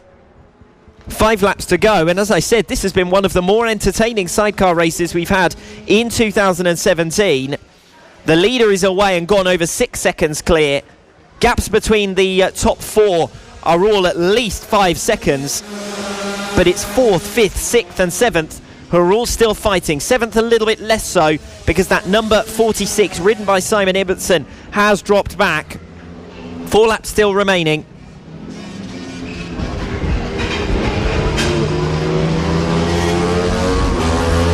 No change in 2nd and 3rd positions. The number 17 outfit ridden by Danny Stainer dropping well back. Frustration for them. 4th place though with the number 144 ridden by Mick Lee. This has been a good race for them. 5th position now with Paul Coulters Jr. on the number 24 outfit, and the number 76 outfit ridden by Adrian Ems dropping down to P6. So that was the main position change on that last lap. 4th, 5th and 6th positions changing. And I suspect that there might be more change in store, but this race is now starting to settle down.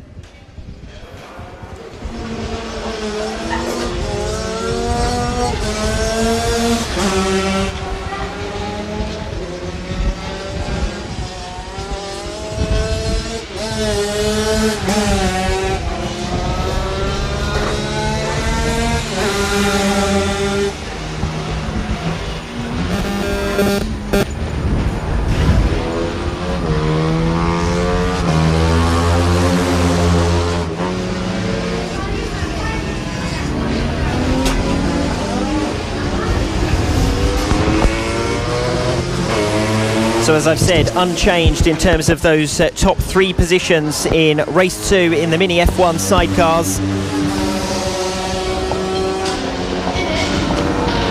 Mick Williams with an 8-second lead over Paul Coulters in 2nd. Danny Stainer's number 17 outfit now well adrift. The top 4 positions look settled, although the number 24 ridden by Paul Coulters Jr. gaining here on Mick Lee, and it's getting quite close for 4th position again. That's been the main fight throughout this race, and now it's the only fight on circuit. 4th versus 5th position with 2 laps remaining. No change between Mick Williams and Paul Coulters up front. Paul Coulters Senior, that is, on the number 25. 2 laps remaining, and no impression being made by the number 17 outfit. And in terms of the championship, in 2nd and 3rd places, we're going to be back exactly where we were before the weekend started, only with Mick Williams taking an even bigger championship lead.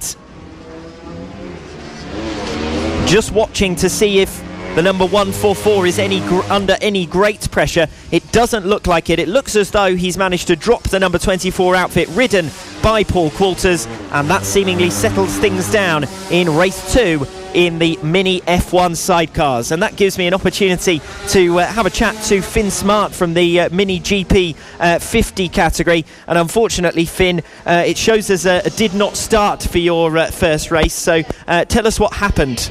Well, in qualifying 2 yesterday, I crashed on the I sided on the chicane and I broke my arm. Oh no, that must be the wet conditions. Yeah, the wet conditions. 'Cause the first lap was wet, but the first lap was wet, but all the other laps when it was starting to dry out. So I went for a really quick lap, even though it was wet, and I went really quick on the first lap because it was still wet. Though when I came into the chicane, I went too quick and the rear wheel split and I high-sided and landed on the curb on my wrist. And at least you've got something that looks quite dramatic, because underneath your coat, for those listening at home who can't see, underneath your coat you've got a sling and you're all bandaged up, so you look like you've been in something proper, don't you? You can show off that, can't you? Yeah, I've got loads of people signing it already. Well, we'll have to get some people to add to that, certainly. So anyway, this season, 2017, the Mini GP is a very, very difficult class, a very competitive class. There's lots of riders, doing battle all in a close group all the time. So how do you think this year's gone? Tell us about round 1 and round 2 so far this season. Round 1 was really good because I came 3rd, 4th and 5th, and I was hoping to carry on that trend throughout the season.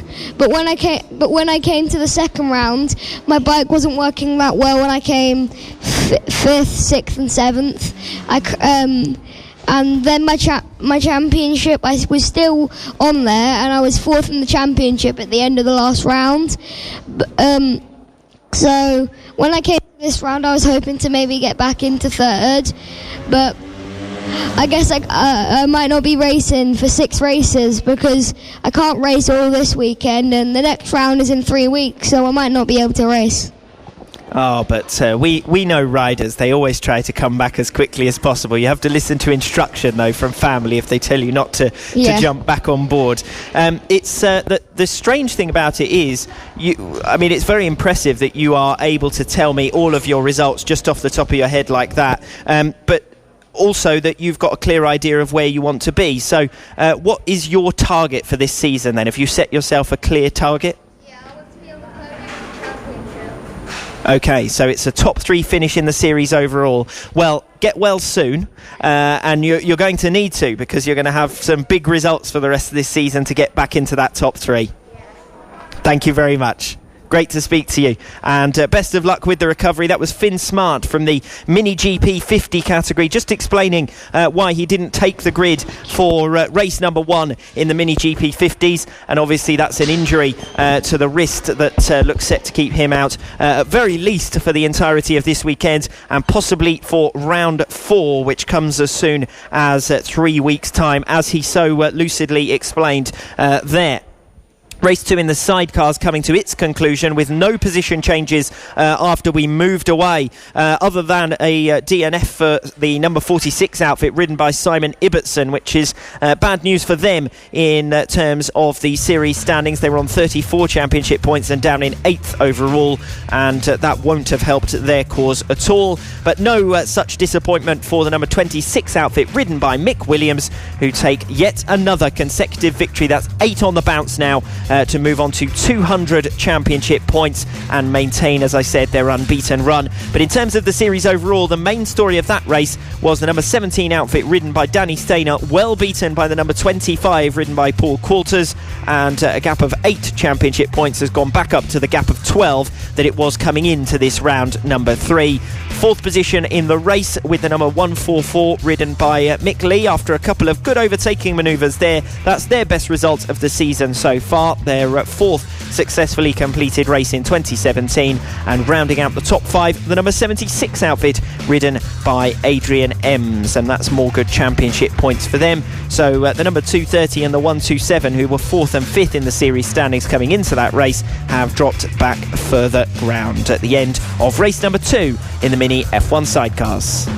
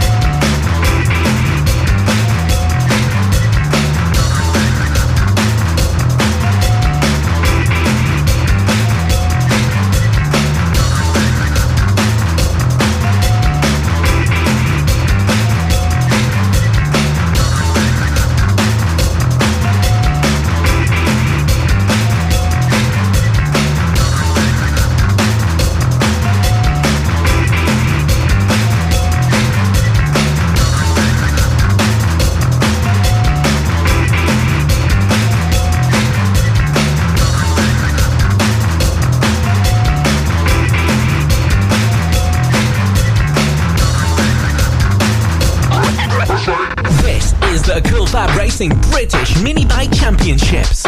Round 3, Rowrah. The original and best British Championships for mini bikes. This is Cool Fab Racing.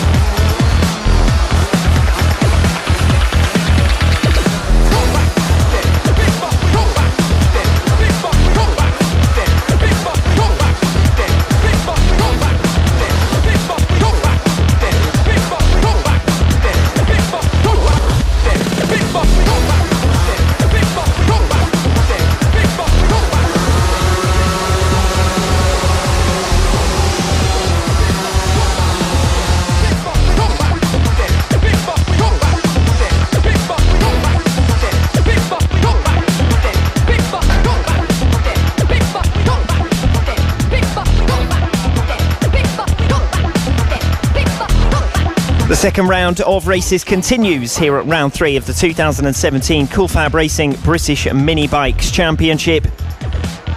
And, the dry line has certainly continued to expand here in Rowrah. Thankfully, we haven't had any further rain showers since early this morning.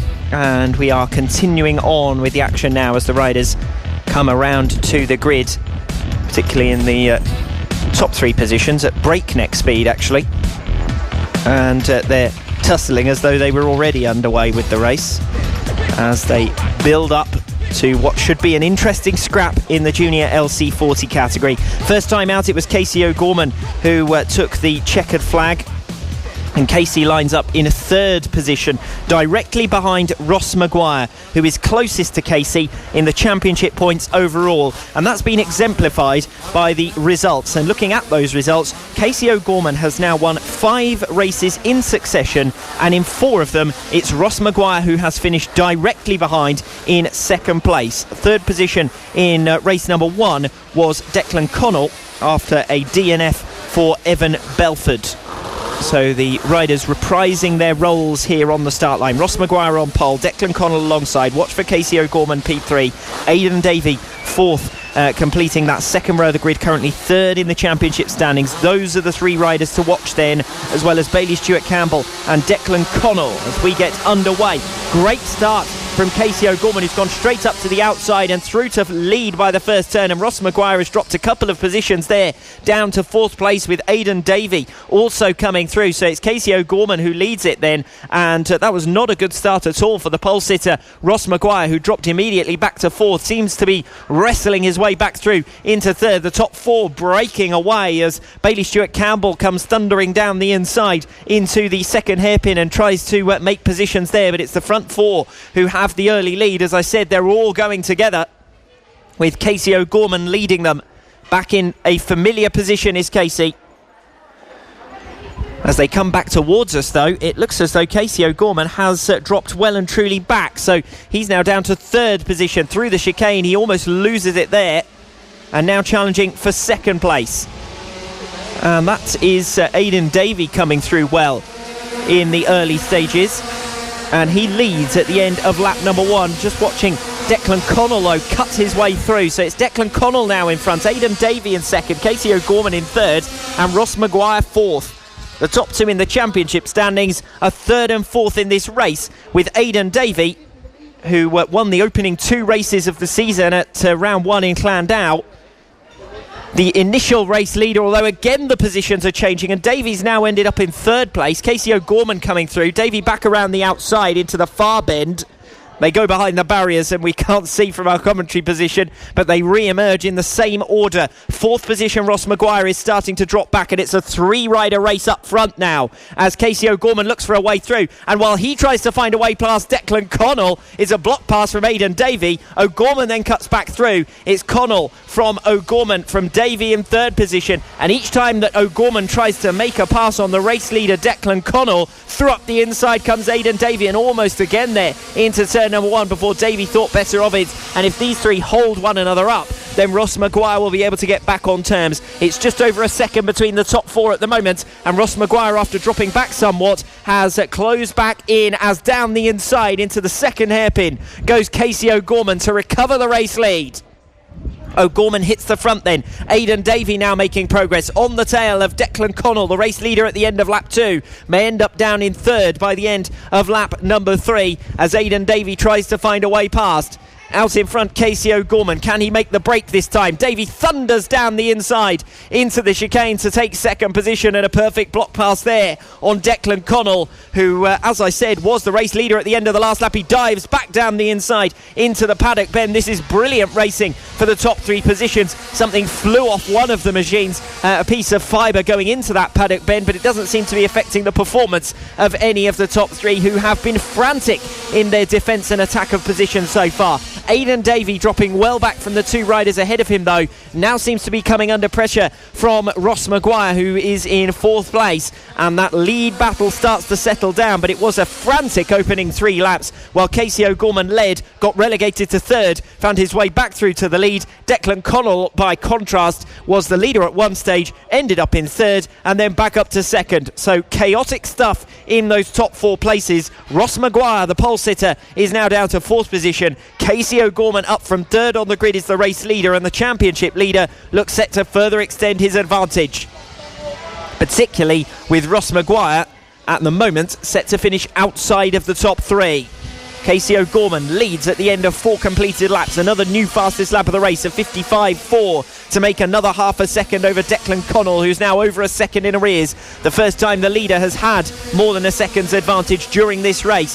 The gap's fairly static between each of the top 4. There's racing further back through the field as Ollie Walker passes Emmanuel Brinton, and Josh Bannister passed Troy Jeffrey on that last lap as well, and that was over 8th position, and that sees us through towards the fringes of the top 10, where Taylor Lawrence sits less than a second in arrears of Jeffrey and will be the next onto their tail, because Taylor was faster than Troy last lap around. Up front, Casey O'Gorman well on his way towards a second race victory this weekend, which would be a 6th successive win in this class after 2 defeats at the hands of Aidan Davey at round number 1. And it was Davey who was the top scorer at round 1, but he was a non-scorer in race 2 at Red Lodge, and that's cost him in the series standings overall. At the moment, he's less than a second back from Declan Connell. A new personal best on that previous lap from Aidan Davey to reel in a bit of ground in the battle for second, which is the closest on track at the moment. Emmanuel Brinton dropping behind Josh Bannister. I'd said that Bannister was on the charge, and he now moves up into 7th position, with Brinton in 8th, Taylor Lawrence in 9th, and Troy Jeffrey dropping backwards into 10th position. So that's settling those fights down. Still battles going on right through down to 11th and 12th position. There was an overtake on that previous lap, as looking back to the 2nd and 3rd position fight, it's Aidan Davey now right on the tail of Declan Connell. There was 0.8 of a second between them at the end of the last lap. It'll be little more than 1/10 of a second at the end of this lap, as Aidan Davey tries to find a way back on terms. A new fastest lap of the race from Aidan Davey, half a second quicker than Casey O'Gorman, the race leader. So Davey's coming at them now. He's got to find his way past Declan Connell if he wants to go on and challenge for the race lead. It's Connell who sits in 2nd place for the moment, 1.5 seconds back from Casey O'Gorman. Aidan Davey from 3rd, just looking for a way through, coming off Iredale's, but getting the power down earlier is Declan Connell, who still holds on to that 2nd place. A new personal best on that previous lap from Declan Connell, but it's not been enough for him to really open too much of a margin over Aidan Davey, who's still right on his tail, and in fact thinks about a move down the inside into the chicane, but isn't quite close enough. But he's going to go for it anyway, cutting back through Declan Connell. More good racing over 2nd position. Casey O'Gorman ahead of this fight for 2nd place between Declan Connell and Aidan Davey going into the final lap. It's Connell who holds it, but it's Davey who's been coming at him at an impressive rate, although Davey then runs wide through the chicane, and that's dropped him a little bit back, cost him a bit of time there. Davey faster through the first hairpin, lining up a move here. This is the main race, although Ross Maguire is starting to come under some pressure from Bailey Stewart-Campbell now as well, further back, so that's worth watching. Bailey Stewart-Campbell could deny Ross Maguire more championship points that Maguire really needs in the context of the series overall, particularly with Aidan Davey trying to get some extra points here and going after 2nd place.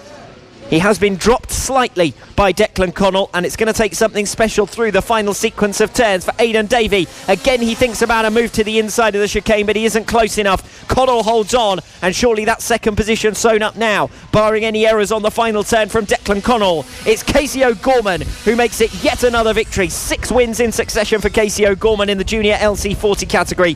Declan Connell with a good defence of 2nd position. Davey made the move at one stage there on the penultimate lap down the inside. Connell repaid the compliment, and we're over the line for 4th, 5th, 6th and 7th positions, with Josh Bannister closing right in on Ollie Walker at the flag. Emmanuel Brinton takes 8th, Taylor Lawrence over the line in 9th, and Sandy Horn rounding out the top 10. So good racing from the top four. Ross Maguire, the pole sitter, ended up in 5th position, overtaken by Bailey Stewart-Campbell on the final lap, which I did say was possibly likely, with Bailey Stewart-Campbell having closed on Maguire at 1.5 seconds a lap, an impressive race. Well, Stewart-Campbell comes through for 4th, misses out on the podium fight by over 8 seconds. Aidan Davey and Declan Connell really tussling in the closing stages, and Davey will be frustrated because he had the pace at one stage there to live with Casey O'Gorman, who only ended up winning by 1.3 seconds, with a new personal best on the final lap from Declan Connell reeling in that margin. Aidan Davey takes 3rd then, Bailey Stewart-Campbell in 4th, Ross Maguire in 5th position. He'll be frustrated with that after starting on pole. Good recovery from Josh Bannister. He takes 7th and just 0.2 of a second behind Ollie Walker at the checkered flag. Emmanuel Brinson, Taylor Lawrence and Sandy Horn rounding out the top 10. They were close in the end, Lawrence and Horn. Troy Jeffrey, James Cook, Jack Kirsch, Taylor Stewart-Campbell and Charlie Tilley rounding out the 15 finishers in race 2 in the junior LC40 category. This is the Cool Fab Racing British Mini Bike Championships. Round 3, Rowrah. The original and best British Championships for mini bikes. This is Cool Fab Racing.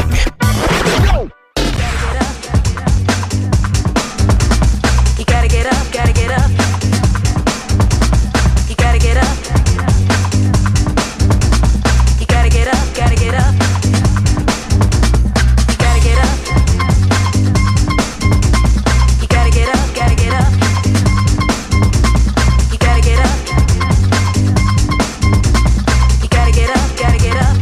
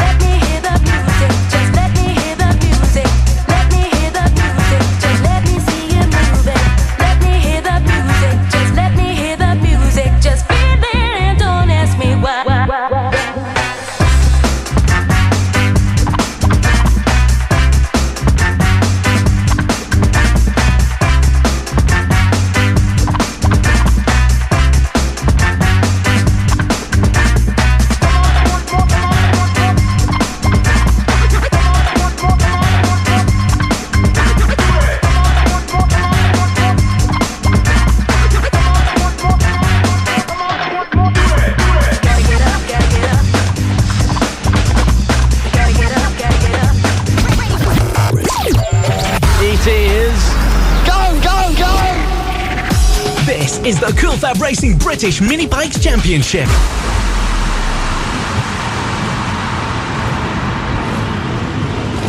Now on to the combined Moto Team and Pit Bike 140 category. Race number 2 for these riders.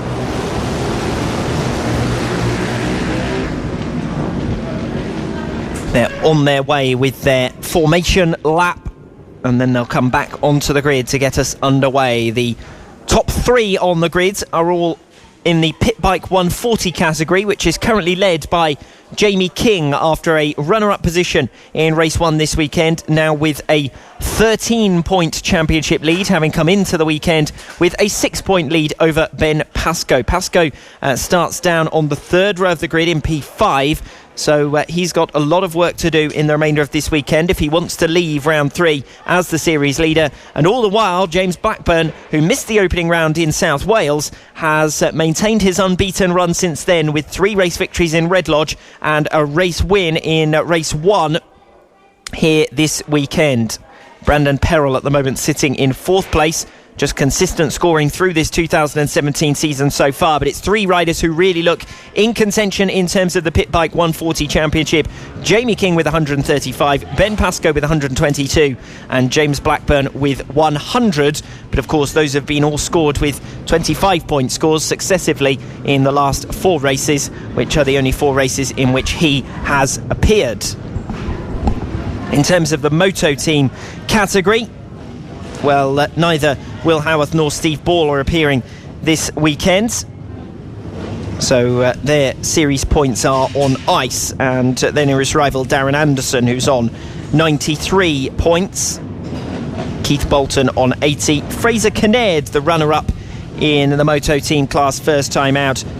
He sits on 76. He's moved up to 5th position this weekend. And the winner first time out in the Moto Team category, Mark Pollitt, who has ground to make up after missing round 2 in Red Lodge. Here we go then, getting underway with race 2 in the Pit Bike 140 and Moto Team categories. And a great start from James Blackburn, who's straight through to the race lead. Second is with Jamie King, under some pressure from Sam Klaus. The top 4 breaking clear, the rest of the pack all going in a train up towards the first hairpin. And side by side, actually, for 5th position. 5th and 6th being settled there. Remember, we've got 2 categories in the race together. As Sam Klaus comes up the inside of Jamie King and finds his way through into 2nd place, but then loses it again going into the top bend. So good racing for 2nd at the moment, behind James Blackburn, who's made the initial break. Blackburn leads the way. 2nd still with Jamie King. 3rd is with Sam Klaus. Ian Jackson, who was one of the other riders in the top rows of the grid, started in P4. He's up there as well.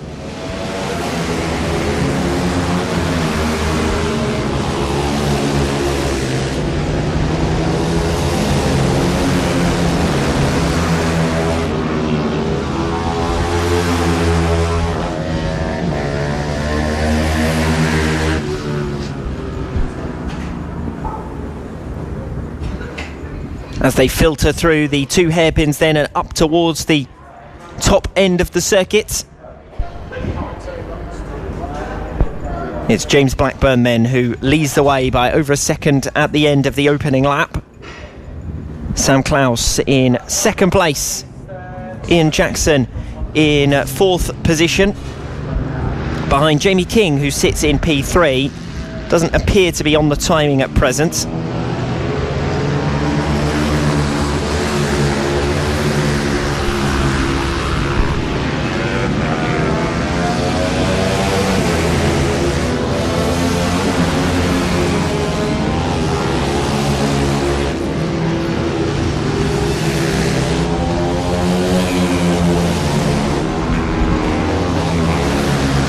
So no change in those lead positions, although Sam Klaus was the fastest rider on the circuit on lap number 2 and gains in a fraction of a second on James Blackburn. The gap between them still over a second out in front. 3rd position unchanged with Jamie King, the championship leader in the Pit Bike 140 category, waiting for an error from the 2 riders up ahead of him. Sam Klaus, who's had 2 successive podium finishes. This would be his best result of the season if he can hold on in 2nd. Behind James Blackburn, the current race leader. Jamie King flashes over the line in 3rd, but he's, as I said earlier in the race, hasn't been appearing on the timing screens. So there must be some issue with the transponder system there. Ian Jackson appears on the timing screens as 3rd, but of course he's in 4th because he's watching the tail of Jamie King as King comes around the 2nd hairpin. Gets a little bit out of shape coming off that 2nd hairpin, actually.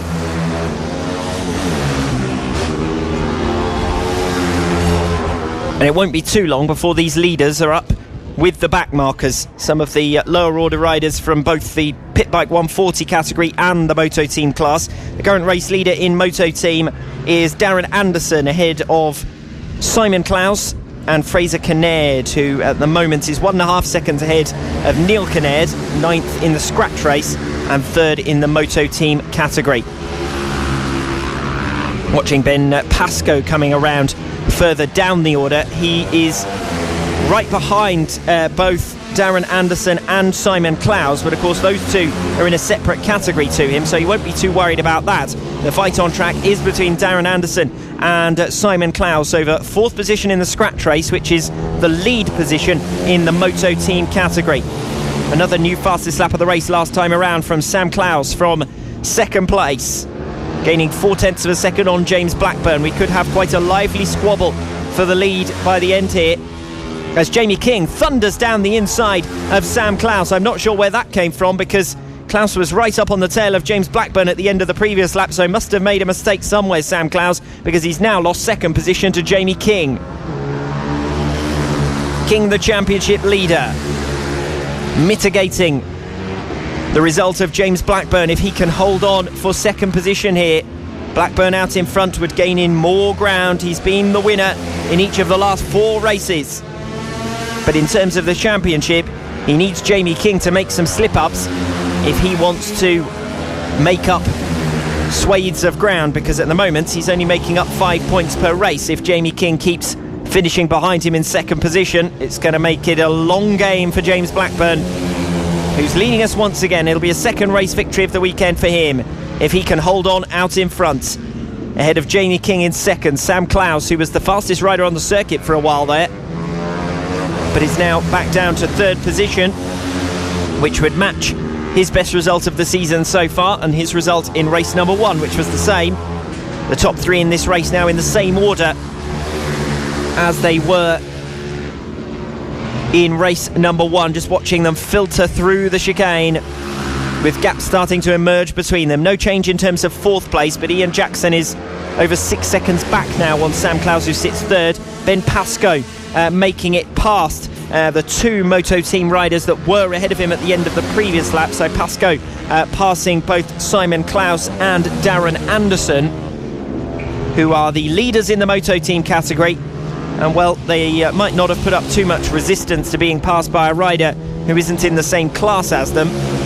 At the moment, it's Darren Anderson who leads in Moto Team by 0.6 of a second, ahead of Simon Klaus. And then 1.5 seconds further back, Fraser Kinnaird, who set a new personal best lap on lap number 6 to make up the best part of a second on that battle. So quite a lively scrap in the podium positions in the Moto Team category, but there's a big old deficit behind Fraser Kinnaird to Neil Kinnaird, who is 9th on track. That's 4th in class. So for now, it's Darren Anderson versus Simon Klaus. Come over the line, one behind the other here in front of our commentary position, with Fraser Kinnaird again gaining on them on that last lap, livening things up in the Moto Team category, because the Pit Bike 140 class, well, that's looking increasingly settled now. James Blackburn with that 1.5 second lead.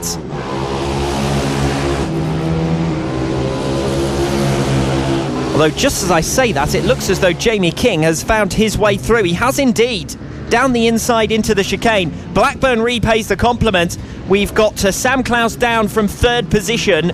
So, well, curse of the commentator, because just as I said the top 3 positions looked settled, they suddenly all changed. We've lost Sam Klaus with a fall. He's now back up and running on Paddock Bend. We saw James Blackburn overtaken and lose out on the race lead with Jamie King coming through. King is again trying to get back into the race lead. This would be great for him in the championship if he can get the better of James Blackburn. He'd be the first rider to beat Blackburn this season. James Blackburn coming into this race with 4 successive victories, and still that race goes on out in front. They're coming around the top bend, which is where it all closed up last lap around on lap number 8. Sam Klaus has dropped behind Ian Jackson, who is 3rd in this race. Again, they're side by side through the chicane, and again James Blackburn finds his way back through to the lead, looking over his shoulder to check on Jamie King.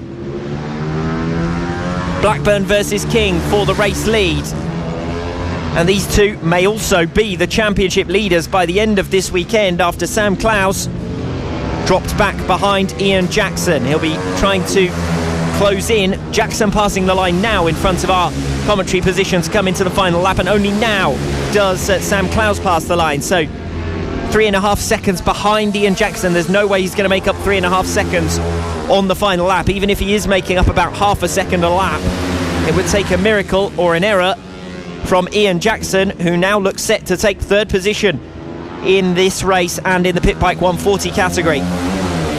So it's Blackburn versus King, and it's King who appears first. Where is James Blackburn in relation?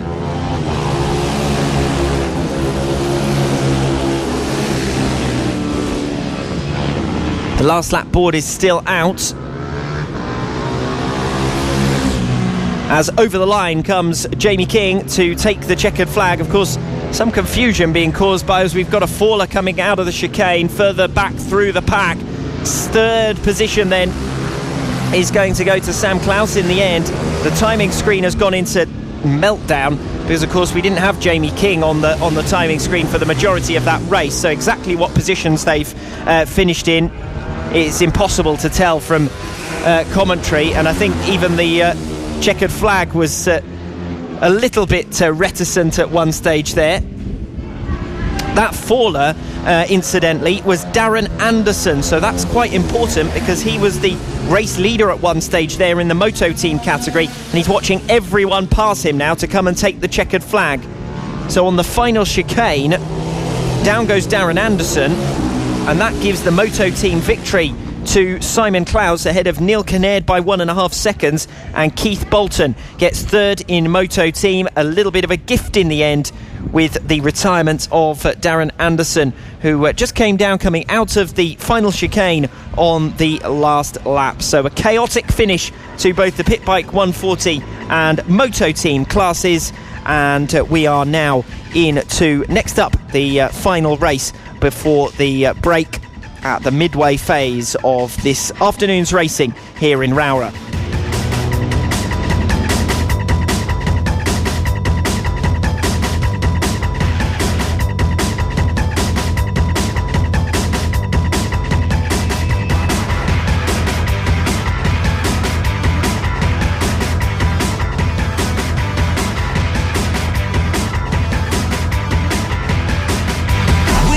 The official partner series to the BSB. This is Cool Fab Racing.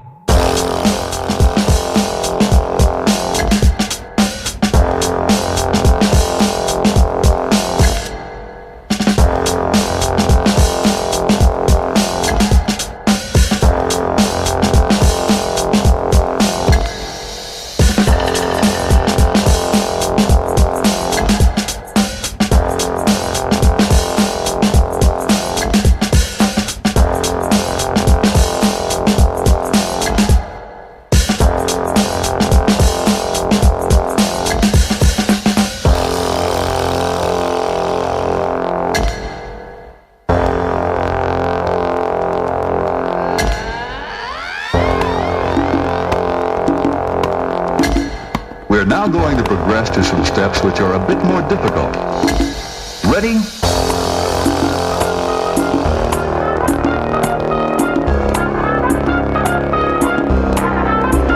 And begin.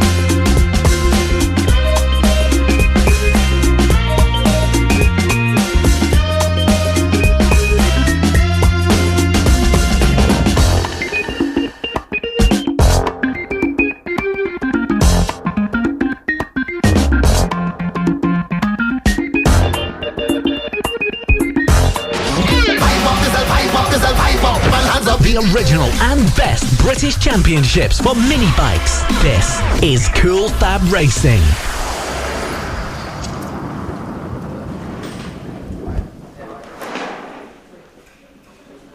Just having a look at the Facebook latest.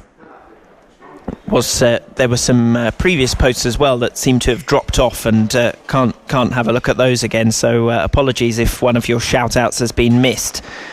We've got a well done Brandon from Amy Louise Hudson.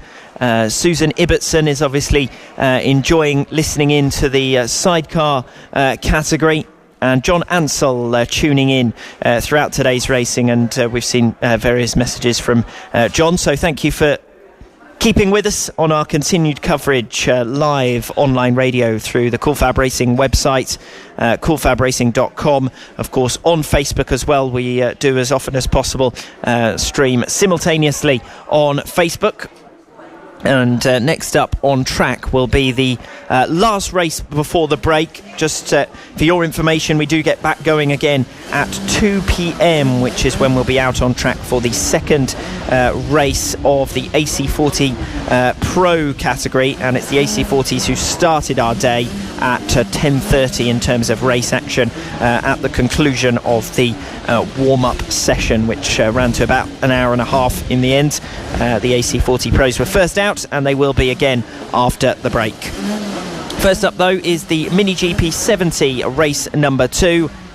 Just looking at the championship standings for them, and it's Harvey Claridge who still leads the way, but a reduced margin for him after he could only manage 9 points in race 1 this weekend, and that was after 3 back-to-back wins at round 2 in Red Lodge.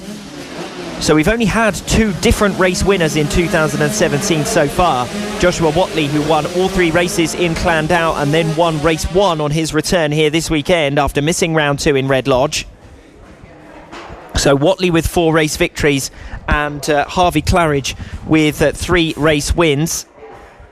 Brodie Crockford, in terms of the championship standings, is second on 107 points, 7 clear of Joshua Watley. And then it was all changed yesterday lower down the championship standings, with Jay Abel coming up with a brilliant second place. That was his 4th successive podium finish, his best result of the season, and moved himself from 6th in the standings up to 4th, ahead of Jeremy Knight on 88 and Callum Beach on 83. So in terms of those championship standings, then it's Harvey Claridge who leads the way, ahead of Brodie Crockford in second. Joshua Watley swiftly making up ground, having taken the opening round by 23 points. He's now making that worth his while after a race victory in race number 1. Race number 2 then, coming up towards the start line upon the completion of the warm-up lap. And we'll see if Joshua Watley can make it a 5th race win for 2017 in his 5 appearances. Winner, of course, throughout the weekend in Clandau. Winner of race number 1 this weekend. Here we go then, settling in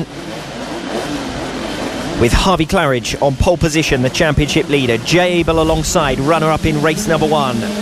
Joshua Watley down in 6th. Where will he get from there? It's a flying start, quite literally almost actually, from the second row of the grid. That was Brodie Crockford getting a bit of a flyer there. Whether there will be any further discussion about the way that the starting procedure got underway there remains to be seen, but he's under pressure anyway. Joshua Watley's already up to 4th position. See if we get any further news on that as to that very fast start, and whether that was deemed to be slightly too fast, I don't know.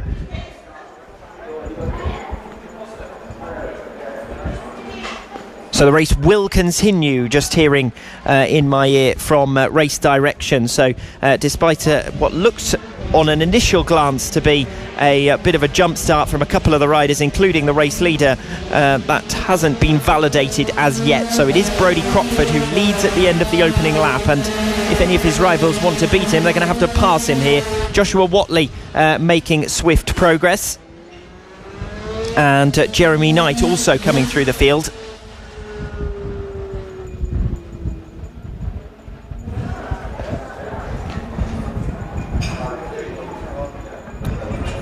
As the riders go off towards the top end of the circuit, it's getting closer and closer for those top 2 positions. Brodie Crockford under some severe pressure now, the green liveried rider who made such a flying start from the second row of the grid. Joshua Watley in 3rd. He's appearing as 2nd on the timing screens, but I suspect that is an error, with Jay Abel not showing up on the timing, but he's certainly there on the track. He's up in 2nd position, but he's showing as being a lap down or something on the timing, so not quite sure what's happening with the timing system at the moment. But it's Brodie Crockford who leads, Jay Abel in 2nd, 3rd is with Joshua Watley, then a big gap to 4th position. Jeremy Knight and Louis Rendell fighting it out, with Oscar Pinson and Callum Beach all tucked in an absolute pack. All 5 riders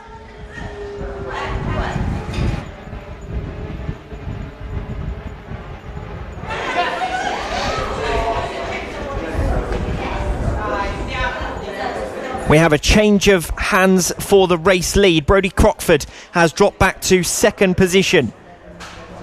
Jay Abel right ahead of him. So it's Abel from Crockford from Whatley in third. And we've got a separate race for 4th, 5th, 6th, 7th and 8th positions all tucked in together. Now the timing screen shows Jay Abel as our race leader. So anyone who was focusing on the timing, he's suddenly jumped up from 9th to 1st, which isn't the case. He's jumped up from 2nd to 1st for sure, making a passing manoeuvre on Brodie Crockford, who had such a brilliant start from the second row of the grid. But next up will be Joshua Whatley to challenge for that P2. Whatley having come through the field not quite with such alacrity as he did in race number 1. Not so far anyway. This is an improved performance from Brodie Crockford. Harvey Claridge, meanwhile, sits in 4th position, having got the better of Jeremy Knight on that last lap, while we focused our attentions on the battle for the top 3 positions, which still see Jay Abel, Brodie Crockford and Joshua Whatley. Whatley's going to go wider and deeper into Paddock Bend and then scythe his way up the inside. Is he going to be close enough into turn 1? He's made himself close enough, but he has to back out of it really at the last minute there, with Brodie Crockford cutting across. A new fastest lap of the race from Joshua Whatley, gaining in 0.3 of a second on the 2 riders ahead of him. I didn't even realise there were 0.3 of a second to be gained. He was that close to them already, but he's even closer now to Brodie Crockford, who sits in 2nd.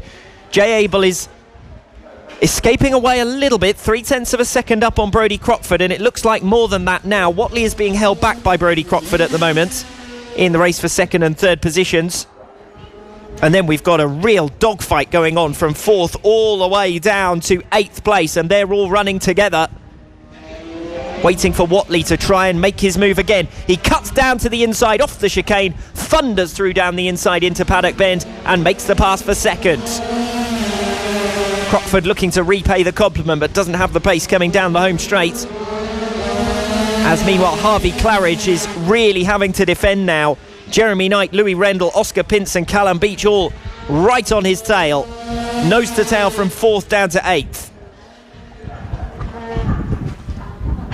Watching to see if Jeremy Knight can find a way past Harvey Claridge once again. Knight, who took 3rd position in race 1. It looks as though the top 3 will be Abel, Whatley and Crockford, but in which order? That's certainly to be determined. Crockford has been dropped now by Whatley, who's going after Abel, the race leader. Jay Abel, runner-up in race 1, yet to take her first victory of 2017. And down the inside comes Whatley to take the race lead. Abel tries to stand it up and go for the cutback. He's got the inside line now into turn 1, but he's not close enough to come back through, and Joshua Whatley is the new race leader. Fastest lap of the race as well, just for good measure on that lap. Jeremy Knight coming still after Harvey Claridge. They're side by side further down the order as well. A group of 5 riders going together, still from 4th position all the way down to 8th. This is great racing. We've got a good fight going on for the race lead and an excellent battle for 4th position as well. Harvey Claridge has been coming under pressure from Jeremy Knight throughout here. Claridge in line for a much better result in race 2 than he managed in race 1. Joshua Whatley being kept honest here by Jay Abel. The slightest error from Whatley and Abel will be back through. But it was Whatley who really sent it with a move down the inside into Paddock Bend a lap ago to take that race lead. As cutting through there, Oscar Pinson by my reckoning, up from 7th position to 6th on Louis Rendell. So that's still a moving picture. Oscar Pinson making an overtake on Louis Rendell, and Jeremy Knight has now broken clear of Harvey Claridge. So that's crucial in the race for 4th, 5th, 6th and 7th. They had 2 position changes there, both for 4th and for 6th. And now there could be a change for 7th, because Callum Beach is closing on Louis Rendell, who may find himself at the back of that group in a moment. Rendell under some pressure from Beach. Still the race lead is with Joshua Whatley, but still Jay Abel is with him. And if anything, that gap looks closer this lap than it did last lap. This is good riding from Jay Abel to stay with the race leader. Whatley ahead of Abel. A sizable gap then to Brodie Crockford behind. Further back, Harvey Claridge is now starting to hold up Oscar Pinson, and that's enabling Jeremy Knight to escape away at the front of this group. Claridge, Pinson, Rendell and Beach all nose to tail through the chicane. And already Oscar Pinson trying to find a way past Harvey Claridge, who holds the place for now. The championship leader, who looks set to see more of that advantage all gained at Red Lodge wiped away. After those back-to-back 3-race victories, he hasn't had the same speed this weekend. Watley leads from Abel in second. Abel had gained in some ground on Joshua Watley last lap, but doesn't look to have made any further inroads on lap number 9. 4 laps to go. And Jeremy Knight a second ahead of Harvey Claridge, although it looks like less than a second on this lap around. And Oscar Pinson hasn't really been able to do too much about Harvey Claridge. He was held back for a couple of laps, but now Claridge seems to have found some extra pace in 5th position. In fact, a new personal best lap just confirms that from Harvey Claridge. Faster on lap number 9 than he had been before. And now reeling in Jeremy Knight to resume that fight for 4th position. Brilliant to see them nose to tail from 4th all the way down to 8th. Louis Rendell right on the tail of Oscar Pinson, who sits in 6th position as they come down into the 2nd hairpin. Still one behind the other. And Louis Rendell, after shaking off Callum Beach, is now moving forward and towards the tail of Oscar Pinson. No change in the top 3, although Jay Abel has dropped to over half a second back now. Pinson trying to find his way past Claridge. All the while aware that Louis Rendell and Callum Beach are right on his tail, and the slightest error could shake things up. And bearing in mind they're about to approach a back marker, things are about to get very interesting indeed in this fight for 4th position. Particularly for 5th position at the moment, with Harvey Claridge only narrowly ahead of Oscar Pinson and Louis Rendell. And Pinson moving down to the inside into the 1st hairpin. Holds on to position with Louis Rendell trying to come through. Again, side by side into the 2nd hairpin. Rendell goes for the outside. Pinson on the inside. Rendell has the power down earlier and tries to scythe through down to the top end of the circuit. It looks like he's made the move. He's gone to the outside again. Pinson tries to recover the position. So it's Jeremy Knight ahead of Harvey Claridge, 4th and 5th positions. 6th place, making that move on the far side of the circuit. Louis Rendell to get the better of Oscar Pinson. Pinson now under pressure from Callum Beach, who sits in 8th position. Still these positions far from decided, as Louis Rendell, having passed Pinson on that last lap, is now having a go at the back of Harvey Claridge, the championship leader, who has had to defend throughout this race. Firstly for 4th place, and now for 5th. Louis Rendell with a real turn of speed on the final lap. It's going to be Joshua Watley home to take the checkered flag. He's coming down towards the chicane for the final time. Jay Abel was faster on the previous lap. He's still close. They're still separated by only a couple of bike lengths, but there's no more opportunities for overtakes here, and Joshua Watley will take the 2nd race victory of the weekend. 2nd to Jay Abel with a new fastest lap of the race on the final lap. 3rd to Brodie Crockford. 4th still with Jeremy Knight. 5th is still with Harvey Claridge for the moment. Louis Rendell hasn't been able to find a way through. Oscar Pinson under some pressure on the final turn from Callum Beach. Drag race down to the line. Louis Rendell just misses out by less than 1/10 of a second on 5th place. And Oscar Pinson settles down 7th place ahead of Callum Beach. What an entertaining race that was. There was a 5-way fight for 4th position, and that fight was eventually won by Jeremy Knight by a second from Harvey Claridge. There was a separate race going on for the race lead, but once Jay Abel lost that 1st position with a thunderous move from Joshua Watley down the inside into Paddock Bend, Watley was able to control the race from there, albeit Jay Abel setting the fastest lap of the race on the final lap to negate some of the margin between them, 0.2 of a second at the checkered flag. Joshua Watley then wins it ahead of Jay Abel in 2nd, Brodie Crockford an isolated 3rd, Jeremy Knight doing well to get to the front of that group and then accelerate away. There was a 5-rider group from 4th down to 8th, and the eventual order of those riders: Jeremy Knight, Harvey Claridge, Louis Rendell, Oscar Pinson and Callum Beach, with Luke Coggins and Owen Mellor rounding out the 10 finishers in the last race of the 1st session here today. The action resumes